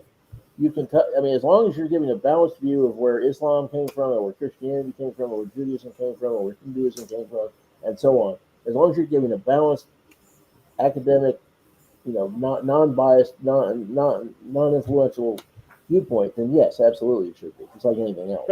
It should But not. what if, It should not be advocated for. but what excuse me, but what if that child was raised in a home where they didn't believe in God? They was atheists. I mean, Hey, that's But see, though, I think that's an honest question. I'm like, you what if teach that that. child? Actually, atheism, as far as if you want to talk about studying religion, atheism is a religion in the sense that it is not a religion. It's making a statement about God. and I would go a step further. Just because the child's growing up in a home that does not believe in any religion, I still think it's important for that child to understand there are religions out there, and there's going to be people who will believe in their religious beliefs, and it's part of it is respect, learning respect. Yeah, but and that goes both ways. I mean, you need to teach the difference between theism, agnosticism, and atheism, and you need to, people need to understand that atheism is a belief system, just like anything else. Yes, it is. I mean, I can tell you right now, when I see someone post something on in a forum and basically call my religion a fairy tale, I get pissed. But by the same token, they have the right to think that, as long They as have the right to think that, but I they think don't try to impose that on you. yeah, but I think that making that kind of comment in a public forum just says a lot about that individual too, because that means I'm not going to show you the respect Oh, I agree. because you have a religious belief that I don't. And it becomes, I mean, all of that, and again, all of that should be taught, but it should be taught equally. It should be taught in a balanced way. It should be taught in a non-sectarian fashion. I'm a huge believer in separation of church and state, because that's what allows me to have my faith belief, and allows you to have your faith belief, and to have it completely and freely. Because if we ever lose that, then whoever's in power is to define what religion is. And most other countries in the world, even the Western European countries, have a state church. It depends on which country. And if you're in Sweden, it's the Lutheran Church. If you're in England, it's the the Anglican Church. If you're in Scotland, it's the Presbyterian Church. If you're in Ireland, it's the Catholic Church, and so on. And Right. most of those churches get state support. One of the reasons King Charles' divorce was such a big deal is because he's also head of the Church of England. So if you're teaching religion in school, so that means religion should be. That means everything that's good about it and what also was bad. I'm just saying what's bad about it. Should that also be taught? Sure, you teach the facts. You teach what happened. You teach the history as it happened, whether it's good, bad, or indifferent. You let people make up their own minds. Exactly. Right. Right. Yes. Right. That's the same thing when I say. Well, that gets back to what KTZ was saying earlier. That's what parents are for. Parents Right. teach children and how to. You've got all this information now. What do you do with it? That's the same. That's the same thing. What I was saying. What I was saying about, especially United States history. Not because not everything.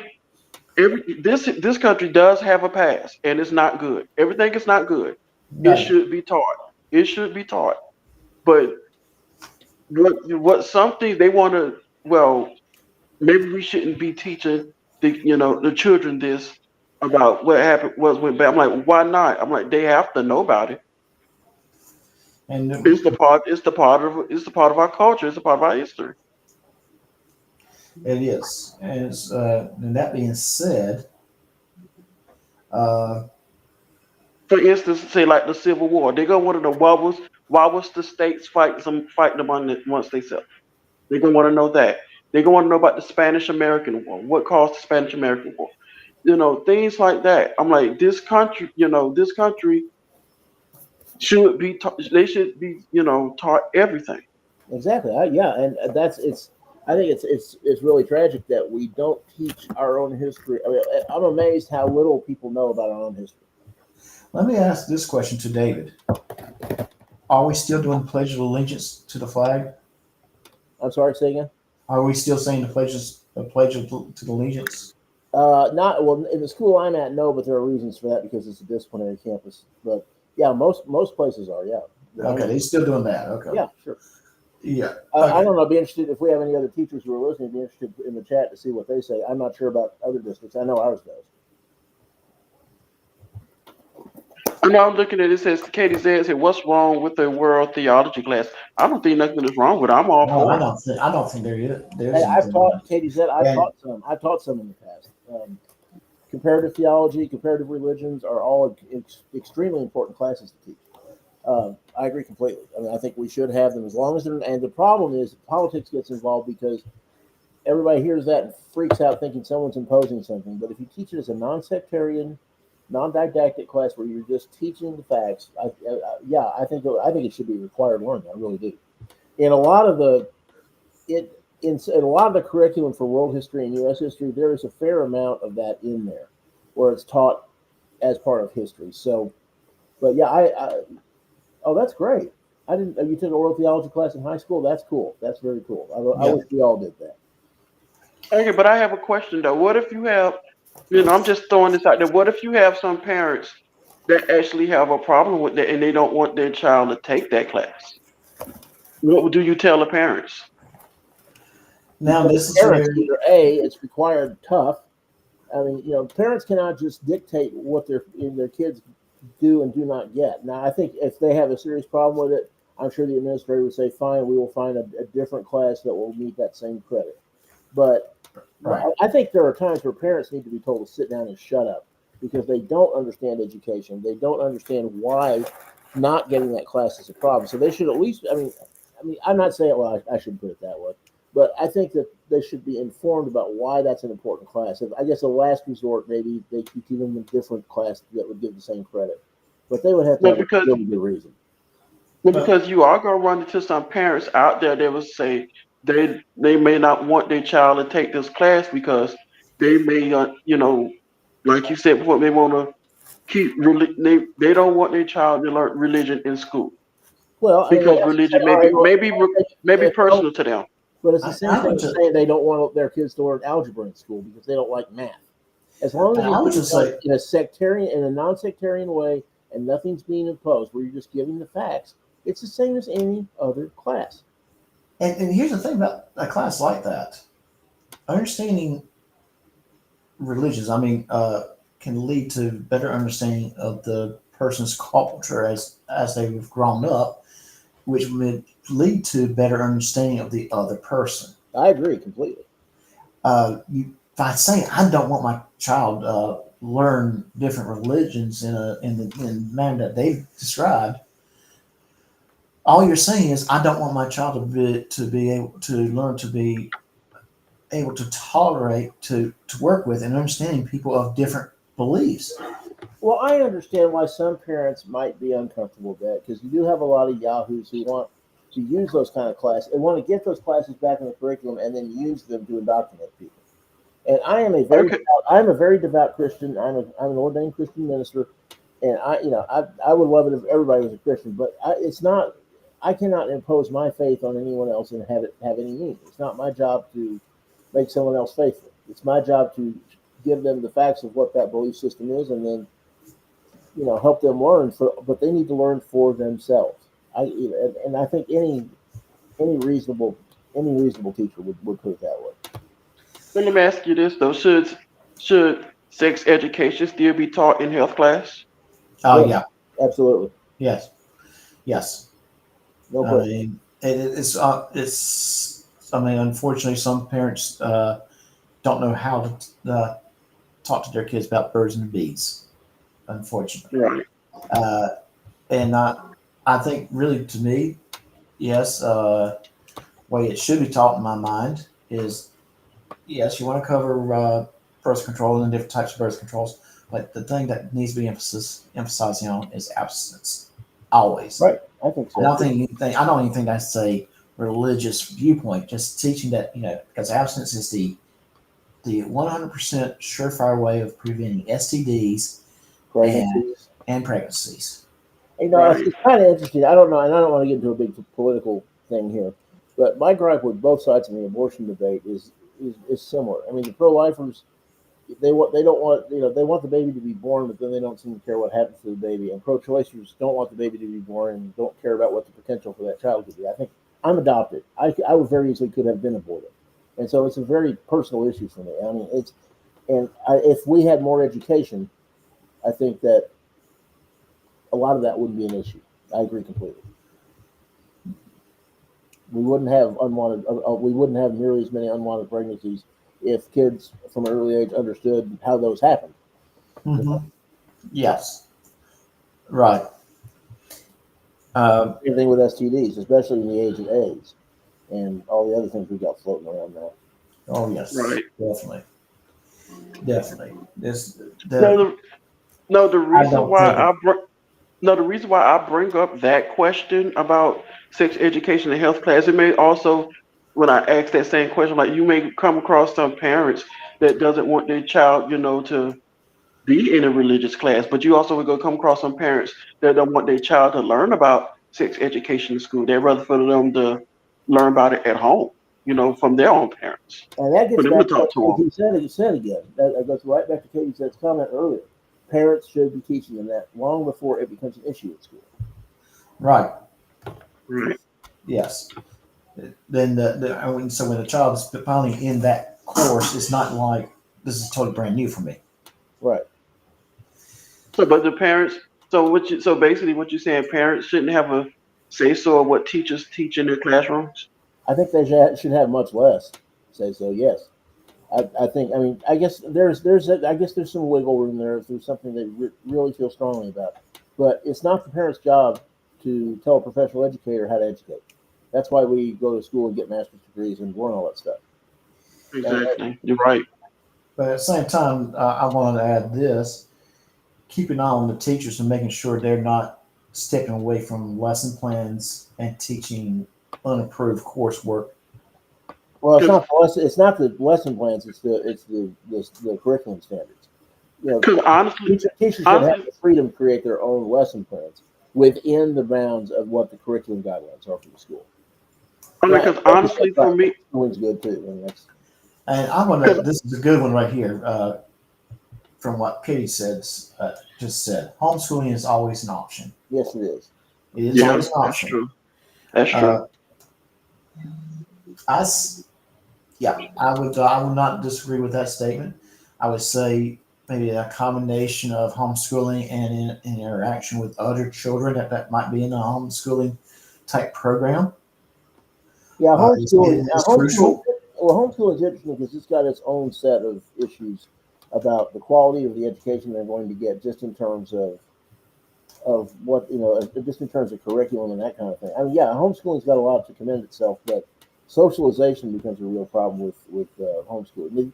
There are people who have developed these homeschooling schools. Basically, they're schools of homeschoolers, and that's a real good idea because you've got a lot of the socialization part taken care of. And if you want to have a school that's based on, like, a parochial school or a religious school, whatever, that's fine. If it's based on Right. that, go for it. That's great. But there needs to be some minimum standards about the basic educational content.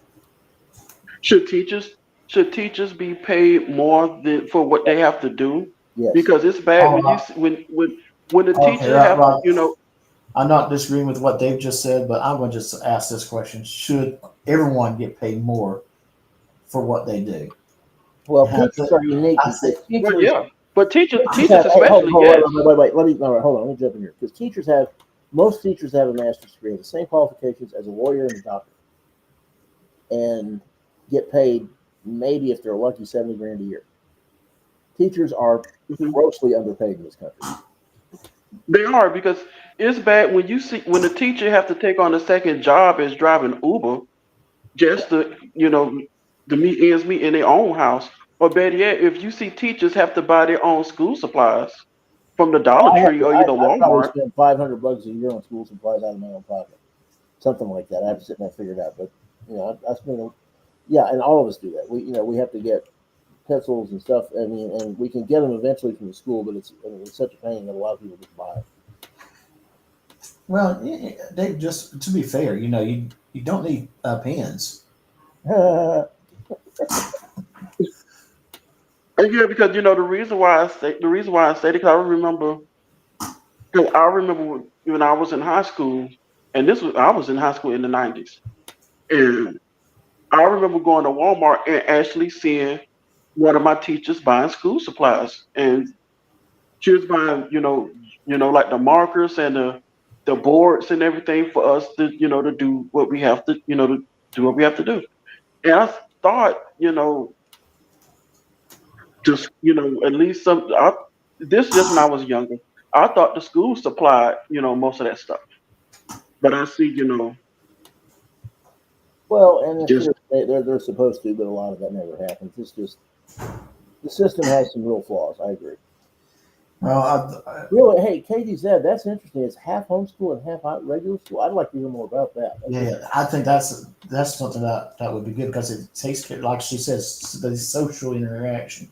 I think the social interaction is very important. I've seen adults who were homeschooled that really did not have good social interaction skills.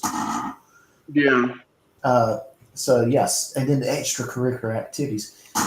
Part of schooling, in my mind, is the extracurricular activities. Your drama club, your computer club, your science club, your debate club, your athletics, whatever extracurricular activities. That's part of it. Yeah, You can't see that. I taught debate for a long time, and I'll have you know that my debate team almost always won district. Thank you very much. But yeah, I mean, and because if you teach, like, debate's a good example, because in incorporating debate, you're incorporating a lot of other things that you teach. And Cool Clear Water did say. Well, I mean, he's got a point there. We don't. Texas does not have a teachers union. A lot of the southern states do not have teachers unions. You're right. There are some states And that I will, teachers. and unfortunately, in some of those states that do have unions, it's hard to get rid of bad teachers. Well, I'm a big opponent of tenure. Period. I don't think anybody should have tenure because tenure breeds laziness and contempt for the system. If teachers, I agree with Cool Clear Water on that as far as merit based. I mean, there should if a teacher's having problems, that's why you have administrators to help them learn and become better teachers. But if you have teachers that are just not doing the job and are just lazy and want to get paid, get rid of them. You should not have a tenure system. You have to go through hell and high water to get rid of somebody who should have gotten fired because they're not doing anything. If it's a learning issue, that's one thing. You should keep those teachers and train them. If they're being lazy just because they know they can, get rid of them. When I was teaching in college, I always opposed tenure. I would never have applied for tenure. It's just a bad idea. And not to, I remember talking to a principal several years ago, and he was telling me how he had teachers that he couldn't get rid of, but they were so bad.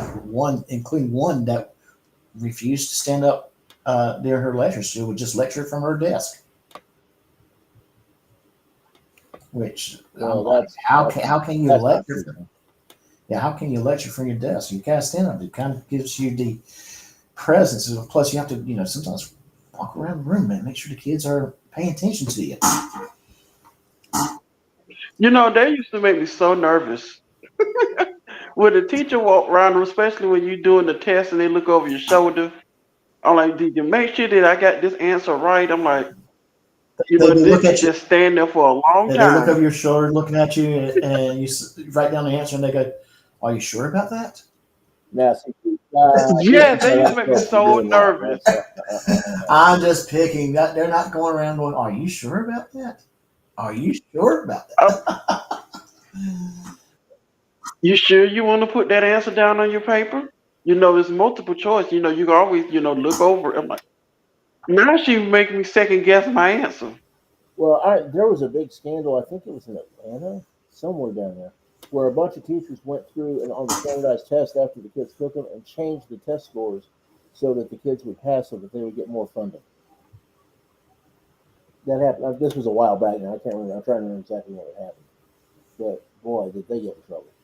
I mean, teaching should be about students learning, about preparing them for the future. It's not about standardized test scores. It's not about who looks good. It's not about who gets what. Any teacher who does their job will be able to teach students and have them learn. Yeah, I'm off my soapbox now. It was a story. It was a teacher here where I'm at, and one of the parents had a problem with how to. Moment. Cool Clear Water. Check your email. Okay. And one of the parents, some of the parents had a problem with how this teacher was teaching history, and he would use hip hop and rap, how to to get the students to learn more. And somebody's parents didn't like that. So they went to the principal, and don't you know the principal actually had this teacher removed? That's ridiculous. Yeah, they is. And how he was, and then when they found out that the kids was actually learning, because you know he was using hip hop and rap, and that's a lot of the kids learned about about the Molly McGuire's. They learned about how they called them Frank.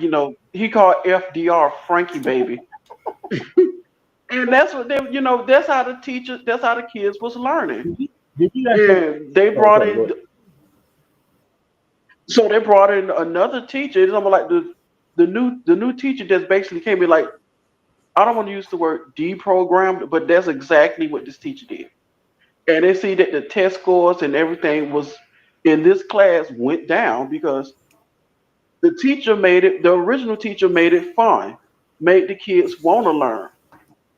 So I'm like, well, whoever hires the teacher that they fired, whatever school hiring, they're gonna get a really good teacher, a really good history Yeah, teacher. and you know what? If a teacher can make the education fun for the student and they're learning, And see, that's where having your parents involved comes in, because the parents should have gone and advocated for that teacher. mhm. Oh yes. Like And Katie Katie said, said has a good point here. Now I'm picturing the teacher that was making you nervous being a nun. is this one of the nuns that had the ruler up her sleeve? I would say, yeah. Probably, yeah. Oh yes, definitely. Now I'm gonna be. To be fair, I went to a Catholic school for 2 grades, uh, kindergarten and first grade. In my kindergarten year, I had a Was nun as a teacher, and I loved her to death. She was an awesome teacher. Then the was these was these nuns always had the first name Mary? no, I don't even remember what. I just knew that she was sister somebody. I cannot remember. Well, what it her depends name on was. their order too. Some of the orders have Sister Mary or Sister whoever, such and such. So yeah, Yeah, but yeah. possible. But my first grade year, particular year, that's when they got rid of nuns and started hiring teachers, and kind of was a little disappointing because I did like. Well, a lot of My, the nuns were certified teachers. oh yes, they were. That was what they're calling, teaching at the Catholic schools, and it was for me it was kind of interesting. I had a very interesting educational background in the sense that my early elementary years, I was at private school. A couple years at a Catholic school and a couple years at a Southern Baptist school. Really, that's an interesting mix. Yeah, yes. And I always felt, Back in 1906.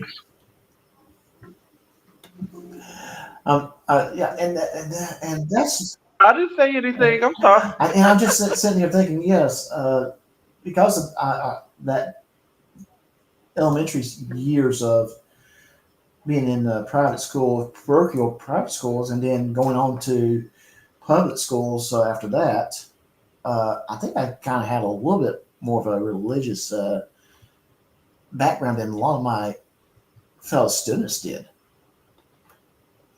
And I don't think I would have wanted it any other way. Because I do believe that, as for the most part, private schools do not have the same extracurricular activities as public schools. They just don't have the funds for it. Yeah, No, my wife they taught don't. at They a don't. big Catholic school in Virginia Beach when we were living in Virginia, and they knew I was the university minister at Old Dominion, and they had me come and talk about the differences between Catholicism and Protestantism every year for one year. I can't remember, but I know I did it one time. Had me talk to the whole school about the differences between Protestantism and Catholicism. It was really interesting. And here's a very good. I was thinking about that when Yeah. Poole posted that first one. Yeah. Have you ever heard of the union teachers still on the job, still getting paid, but no longer teaching? Yeah, New York Yeah. has a really, They put them in the goon room yeah, or there was the hold room.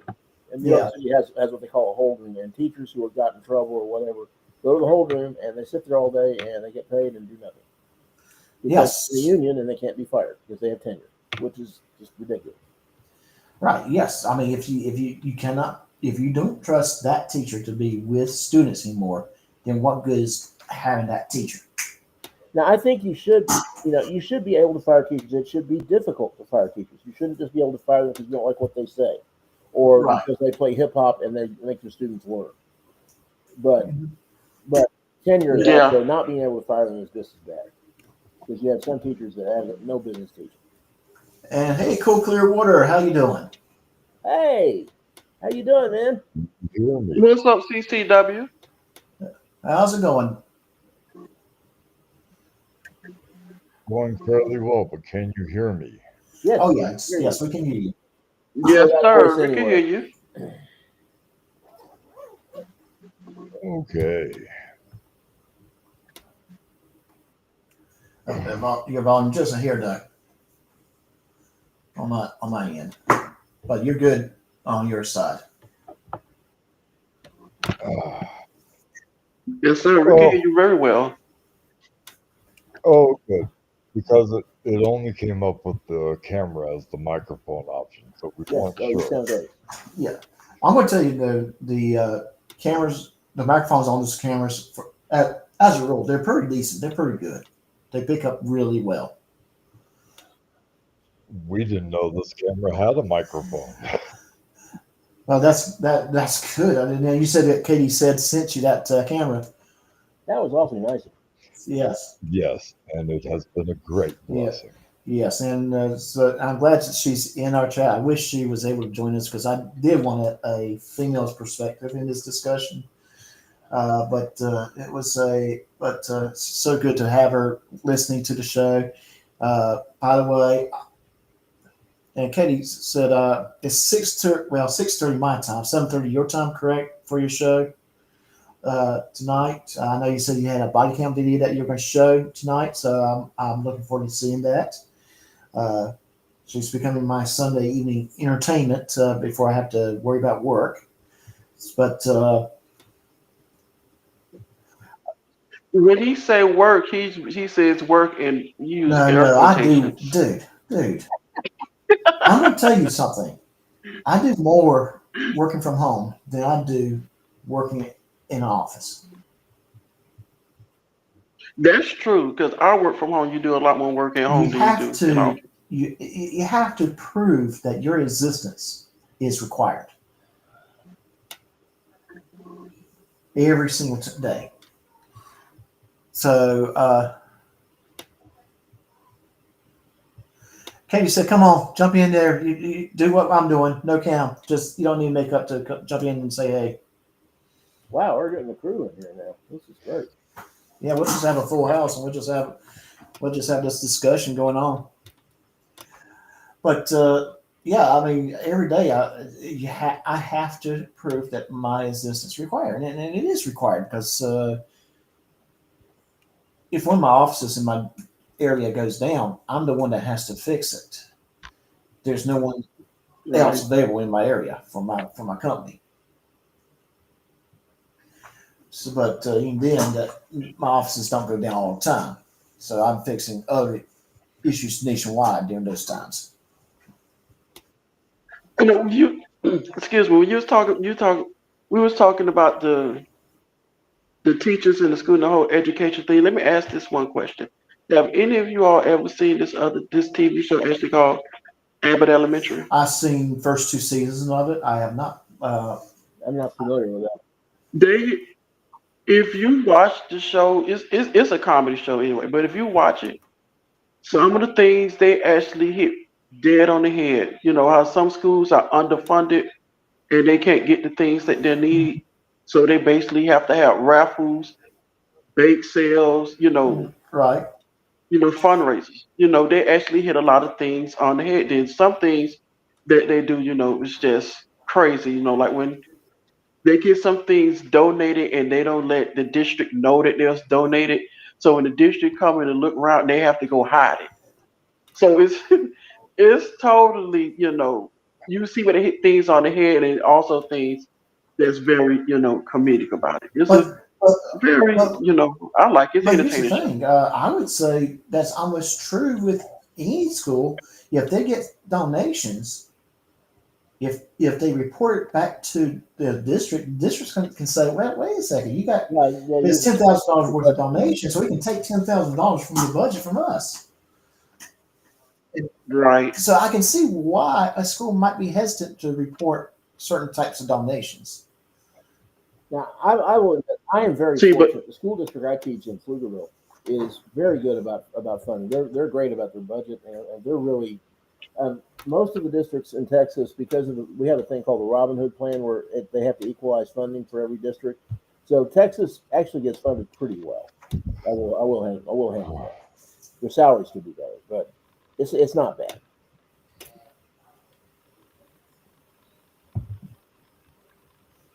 Did I shock everybody? but yeah, Yeah. yeah, because it's because I could actually tell you some of the school, especially the elementary school I went to, they was underfunded, but they still made do. Because I remember some of the bake sales. I remember like some of the car washes we had to do. We actually, and the kids actually had fun raising money. We did candy sales. We did everything. Hey, hang on a second. I got someone else in the. Someone's going to keep us in line now. Hello. Hey. Hey, Zed, how you doing? I'm good. How are you guys? Pretty good. Well, Doing okay. yeah. So, hey, just real quick, was I right? 6:30 Central Time, your show? Yeah, 7:30 Eastern. Yeah. Yeah. So, yeah, unfortunately, I am an hour behind you, so just kind of have to remind myself.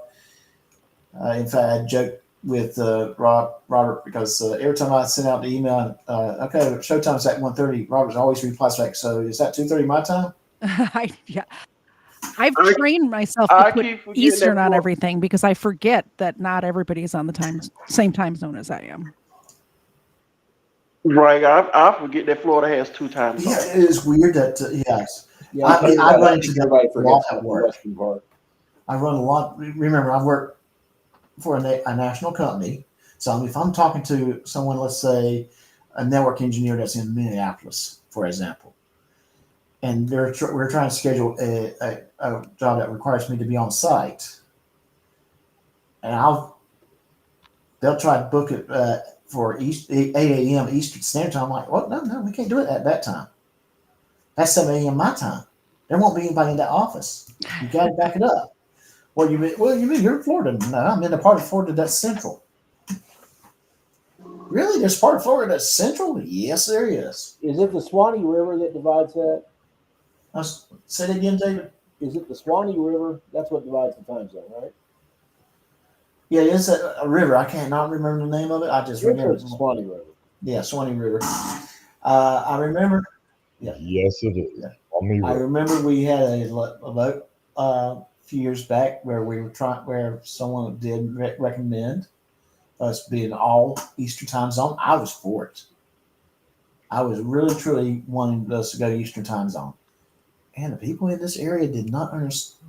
They did not understand how time works, and they're like, no, we want to be part of Central time zone because it's ours. I'm like, okay, well, yeah.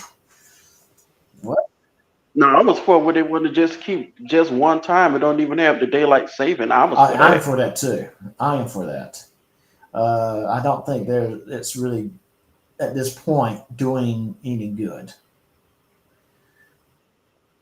Well, think about those poor folk in, I think it's Indianapolis, where the time zone splits the city, and then only half the city does the daylight saving time. So you can leave 15 minutes late and still be an hour and a half early for work when you get there. That's got to be awful. Right. And then there's people in the Four Corners in Arizona and New Mexico who live on the border and work in Arizona and live in New Mexico at the same problem. I need that in my life. I'm always late everywhere I go. I tell you, I don't see how this happens with work. Excuse me. My manager has gone a couple of my teammates who apparently cannot log in by 8 o'clock. Even though they're working from home? even though they're working from home. And I'm sitting there going, yeah, I know how it's like. That commute is a killer. The days that I'm working from home, I am always on time. I'm always logging in at least 5 minutes Oh before. yeah, I'll log in, jiggle my mouse a little bit so my little dot turns green, and then go make a cup of coffee and finish getting ready. That's why. That's the Okay. point there. Don't blame Yeah. you. Okay. Yeah, But I do the same thing at the office. I'll get to the office and I'll log in, and then I'll go make a cup of coffee. So I just do the same thing, but from at home. Mm-hmm. Yes. I come in. I log in now. Now, be fair. The rest of my team is on Eastern Time Zone. They're already at work for an hour before I'm logging in. Yeah. You So know, they of course- see if you're late. Yeah, oh yeah. They will see if I'm late. But they're going a step further. I've joked about this before. One day I came in and just a lot was going on. And I said, why does it feel like when I come into work, I'm always an hour late? Well, that's because the rest of the team's been working it for that first hour without me there. So We'll just leave this camera. Hey, Katie said, let me ask you a question. The video that you're gonna be going over tonight is about a shooting of the police shooting the Yes. dog. Okay. So Is it's this crazy.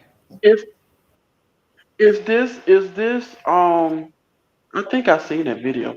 Is this the video about when is this like the police cam video when the people called the police because their dog chased No. somebody onto their car? No. This is Shane Oh, from excuse me, Shane from North Georgia Audit. I interviewed him a while ago, and we've remained cordial and kind of friends. He texted me about it, and he actually knows this family, knows this dog, and this happened out in his neck of the woods.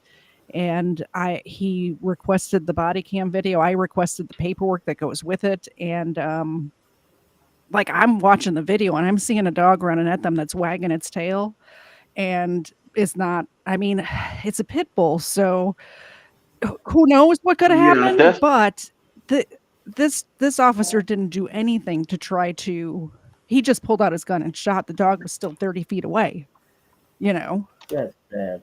no, the reason why I asked because it's almost like the same thing that happened here in Duval County is because you know I guess somebody was on their property and the dog chased the person on their property onto the car. So the people came out and got the dog, but the police was called Yeah. anyway.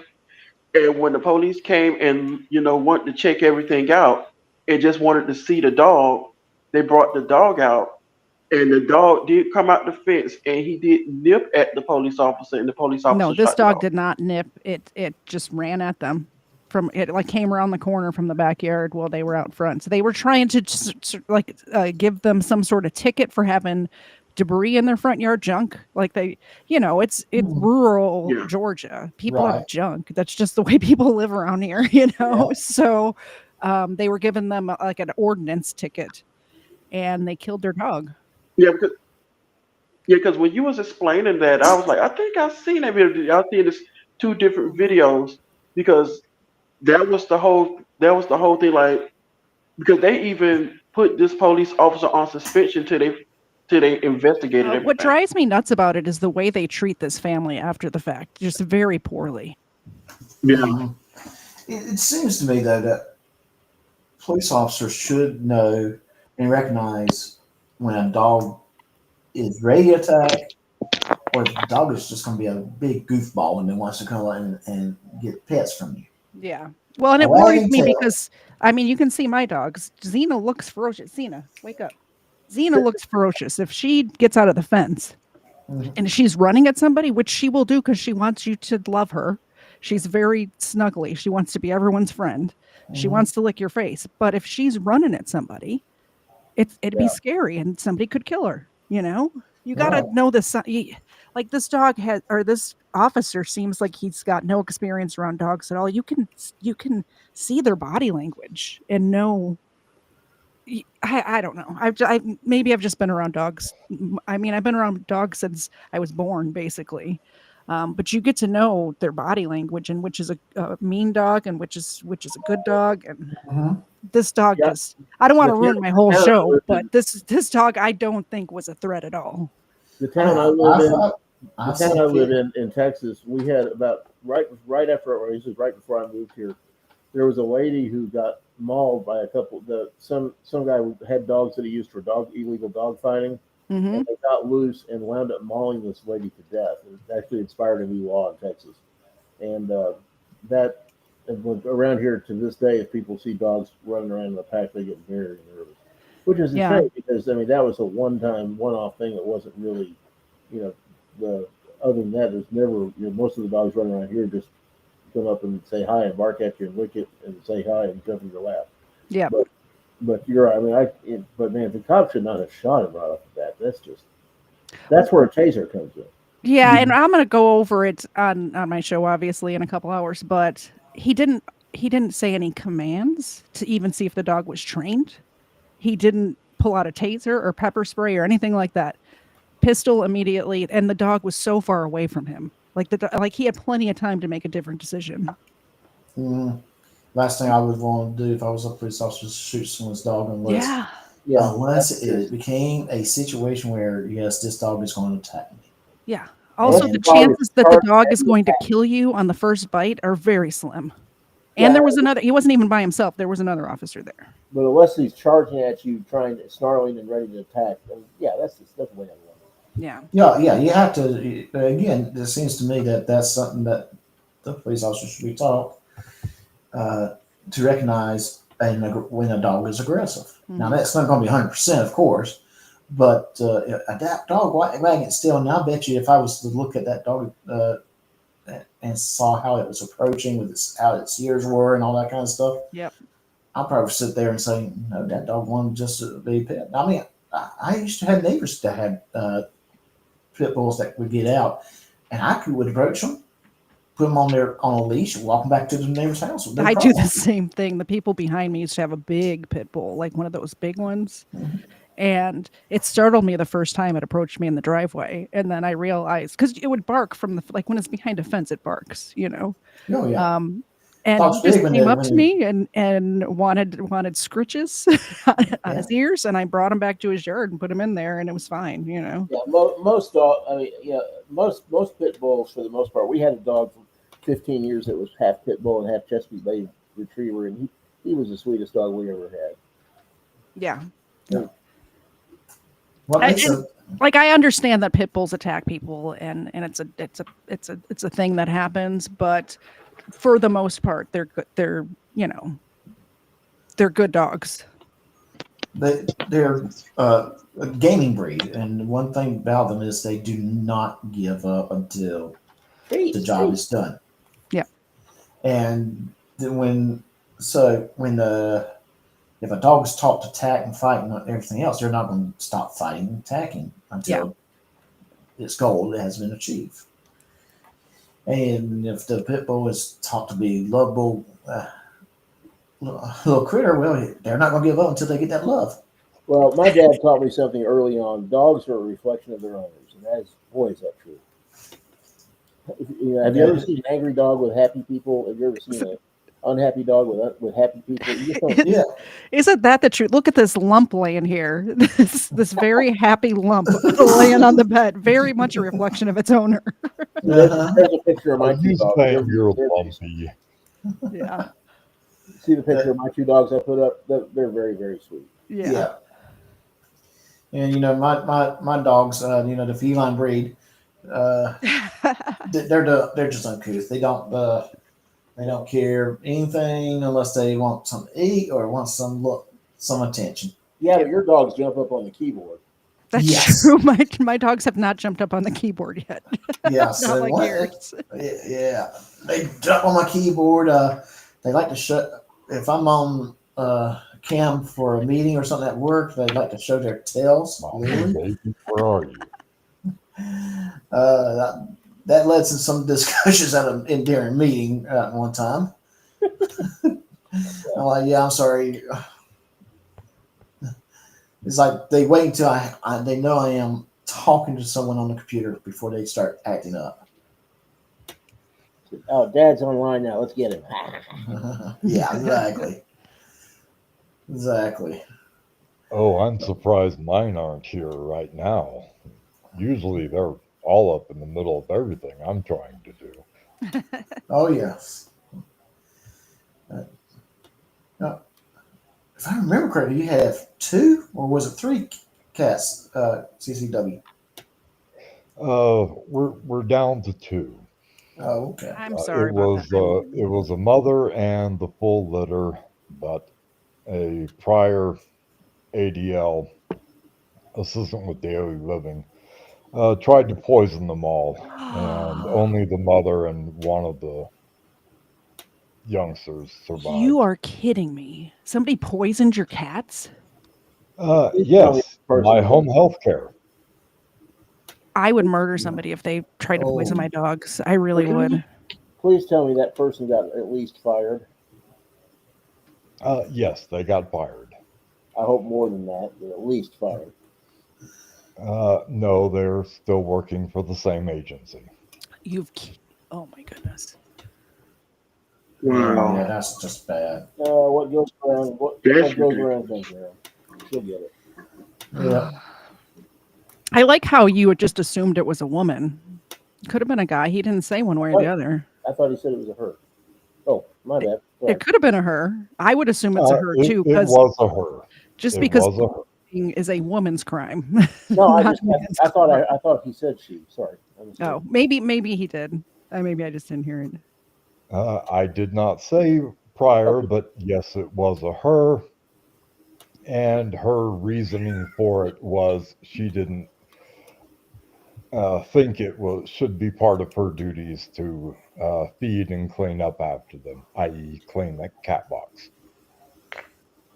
Oh. So that means that you just go, no, reassign me somewhere else because I don't agree with those duties. Not trying to kill the cats. Yeah, or just say, hey, I'm not doing those duties. You're going to have to call Rover or somebody to come take care of these cats. You're going to have to hire somebody else to take care of the cats. Exactly. Good help is hard to find these days. I guess Yeah, so. holy cow. I find it very interesting that this individual didn't want to do it, so therefore, got to get rid of the cats. As if that would stop you from getting more cats. Yeah, let's whack the Yeah. cats and then it'll solve everything. Right. Yeah, right. That's no. There should have been criminal charges on that one. I mean, animal abuse systems. That would be really tough to prove. Though. Definite animal cruelty charge.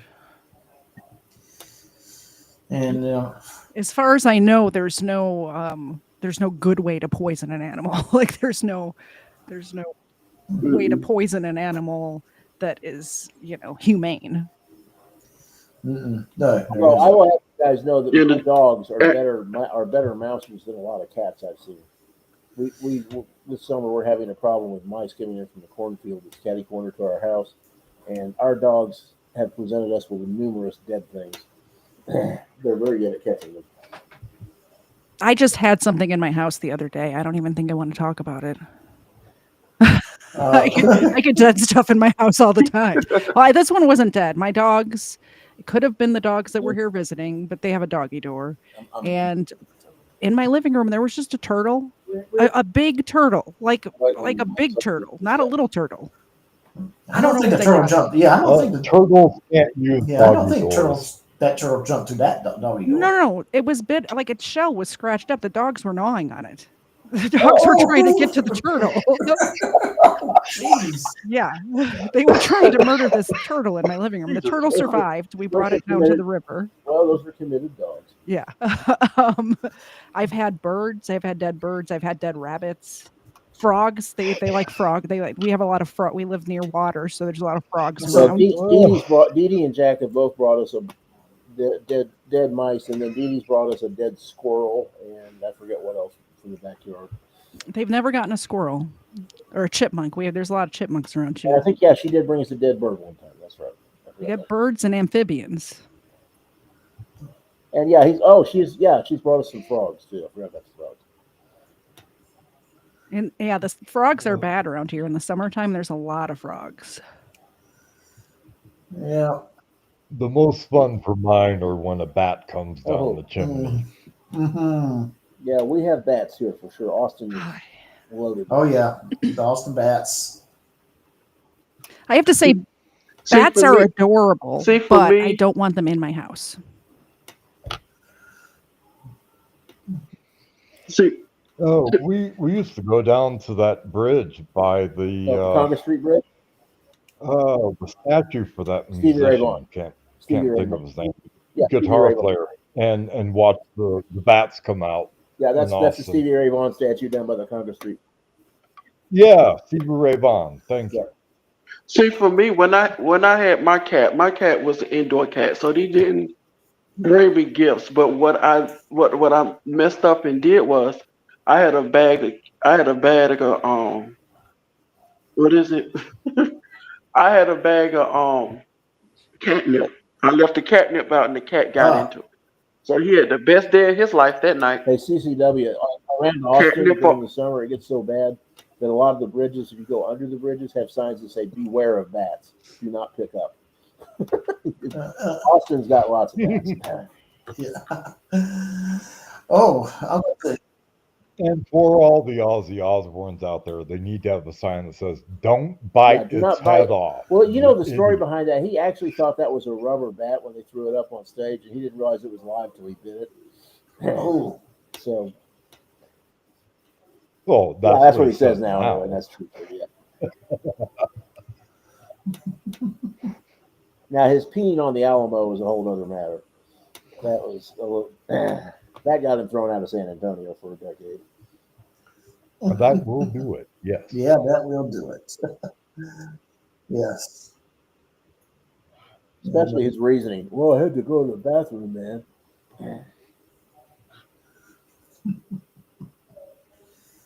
This is yeah. No, I know that San Antonio. Last time I was there a few years ago. That was a very beautiful city. Of course, I was there too for AIT when I was at Fort Sam Houston. Well, you know, San Antonio does not have any drains, right? There are no drains in the entire city of San Antonio. Oh, really? Yeah, no street drains or anything because the way because of the way it was built up. It started as the San Antonio they had on this mission, and then it just started grew out from there. They never really planned it, so there are very few drains. I think there's a few downtown now, but there are very few drains in San Antonio. That's why it floods all the time. Oh, interesting. I did not realize that. I've only been to Texas once. changing Well, in the outskirts. I guess twice I've been to Texas. Once driving through from Arizona, which doesn't really count if you're driving through, I don't think. Well, you probably took you like 2 days to get through Texas. No, we just went through the top. Oh, okay. Okay. I remember when I was in the Coast Guard, I came home from my first time after boot camp and drove from San Francisco, and I got to El Paso and said, "Hey, I'm almost home. Oh boy!" Yeah, right. 14 hours later, I go rolling into Fort Worth. I had a work Texas. trip in Dallas once, but other than that, I've never been. Now, When I did Hannah's go mother, to I did go to John- Dallas for Thanksgiving Day, so I can watch the Cowboys play and lose. But when Hannah's mother Jung came in from Korea, we picked her up in Houston at the airport, and she stayed with my daughter Kathy up by Possum Kingdom, north of Dallas. And so we were driving from Houston up to Possum Kingdom, and about every 2.5 hours, she would ask, "We're still in Texas?" I mean, the entirety of South Korea would fit between Austin and San Antonio easily. Yeah, it's a lot of people don't realize. I mean, for Texans, traveling is a whole different ballgame. I mean, we don't think anything of driving 3 hours to go to Houston to pick something up. I do that all the time. There's a really nice pen store called Dromgool's in Houston that I go to, and I don't think anything of just driving 2.5, 3 hours to go to get a pen part or something and come back. Texans have a much different view of distance. My dog's heard that. Oh yes, in my late teens when I was living in the Canyon Lake area and working in San Antonio. It was an hour and a half drive to and from work every day. Oh, I commute 45 minutes each way every day. Yeah, my wife and I both do. We don't think anything of it. I have about the same commute, about 45 minutes to an hour, but I would not live inside the city of Atlanta if you paid me. So I can't blame you on that. Oh my goodness, I can't Yeah, blame I you. hear that. I would rather live outside the city by 35 miles or so. When we're driving through there to go to a family reunion, we try to clock it so we don't even have to go into Atlanta. Oh, yeah. You Oh. take the perimeter around the outside. And then, So, I mean, Brother number of times I have to Germania take is in the house. 280. Yeah, number of times I take 285 to 280 to I-85 to I-20. That through Atlanta. yep. Or just going to Atlanta Airport, because sometimes it's just better to drive directly to Atlanta Airport instead of taking a flight from here to Atlanta. Yeah, I can see that. Yeah. But yeah. It's like an hour and a half for me to get to the airport, to the Atlanta airport. Well, like an hour if no traffic. With traffic, an hour and a half. For me, it's about 4 hours if I was to go to Atlanta Airport. So, like, I'm going to Nashville in a few weeks, and we looked at flights, but it's a 3.5, 4 hour drive from where I'm at to get to Nashville. And I figured by the time we got to the airport, parked, went through security, got on the plane, got out of the Nashville airport, it'd take the same amount of time as just driving to Nashville. Yeah. I was about ready to say flying is not always as quick as people think it is. Especially with Atlanta Airport, there's so many people there. Oh, I hate Hartsfield. It is Hartsfield. way too people-y for me. Yeah.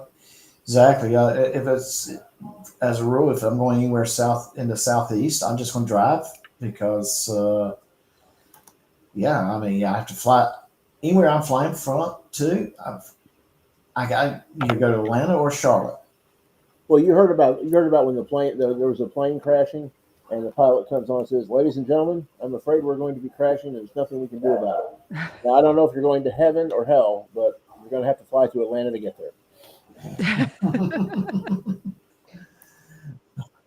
Hey guys, I got to take off, but Katie said I will be tuning into your live stream Awesome. tonight. See you in the chat. Yeah. And yeah, it Alrighty. is 4 o'clock my time, 5 o'clock Eastern. So yeah, it's probably close to that time to start fixing dinner and kind of get things ready. I know.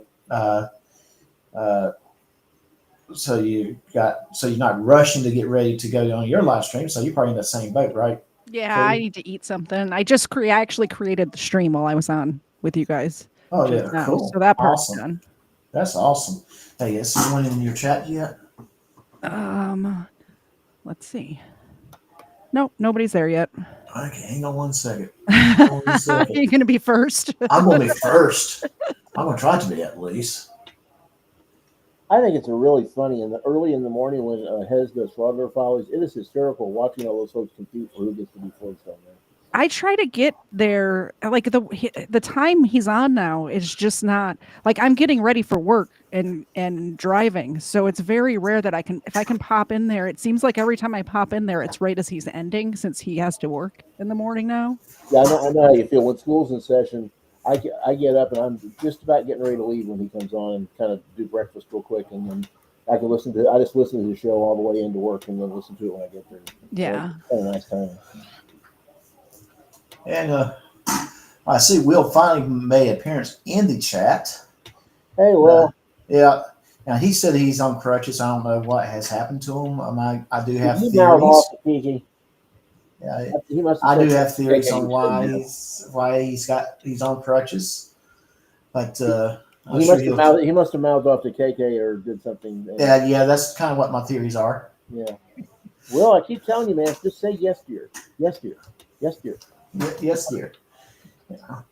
But you might want to listen exactly what she's saying. Yeah. Don't say yes, dear. Yeah. If the question is, do you think she's prettier than me?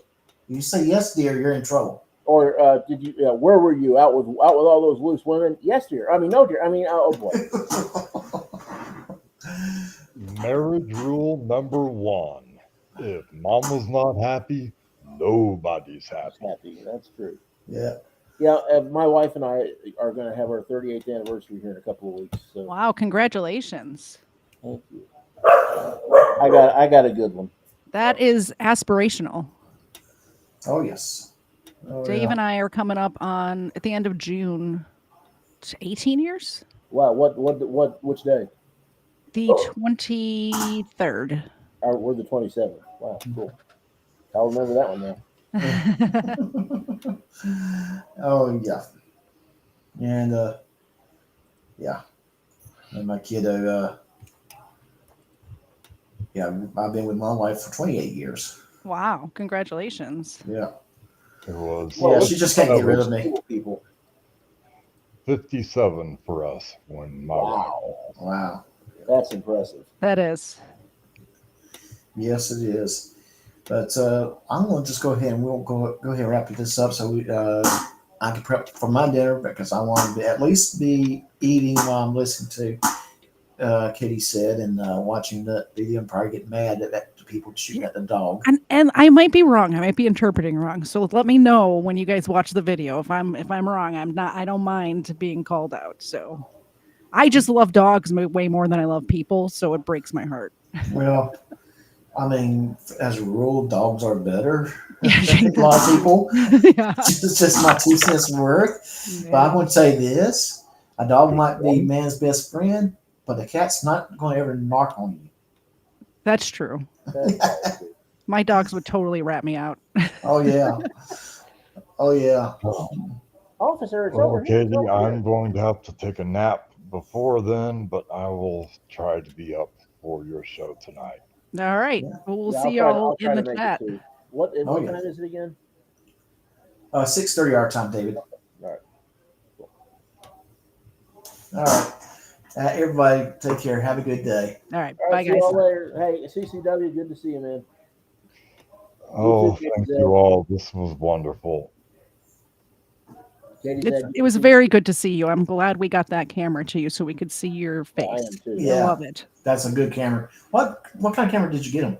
I have no idea. It's an old. It was the camera I started with that I just had. It's not expensive or anything. And then as people donated to my channel, I've upgraded my equipment. So it was just sitting around collecting dust. So I figured somebody could use it. You know. Well, it's a good camera. It's Yeah, it's produced really good picture on it. So Well, have a good broadcast, Katie said. I'll see you in a little while. yeah. Thanks. Bye, guys. All right. Bye. Take All care. right.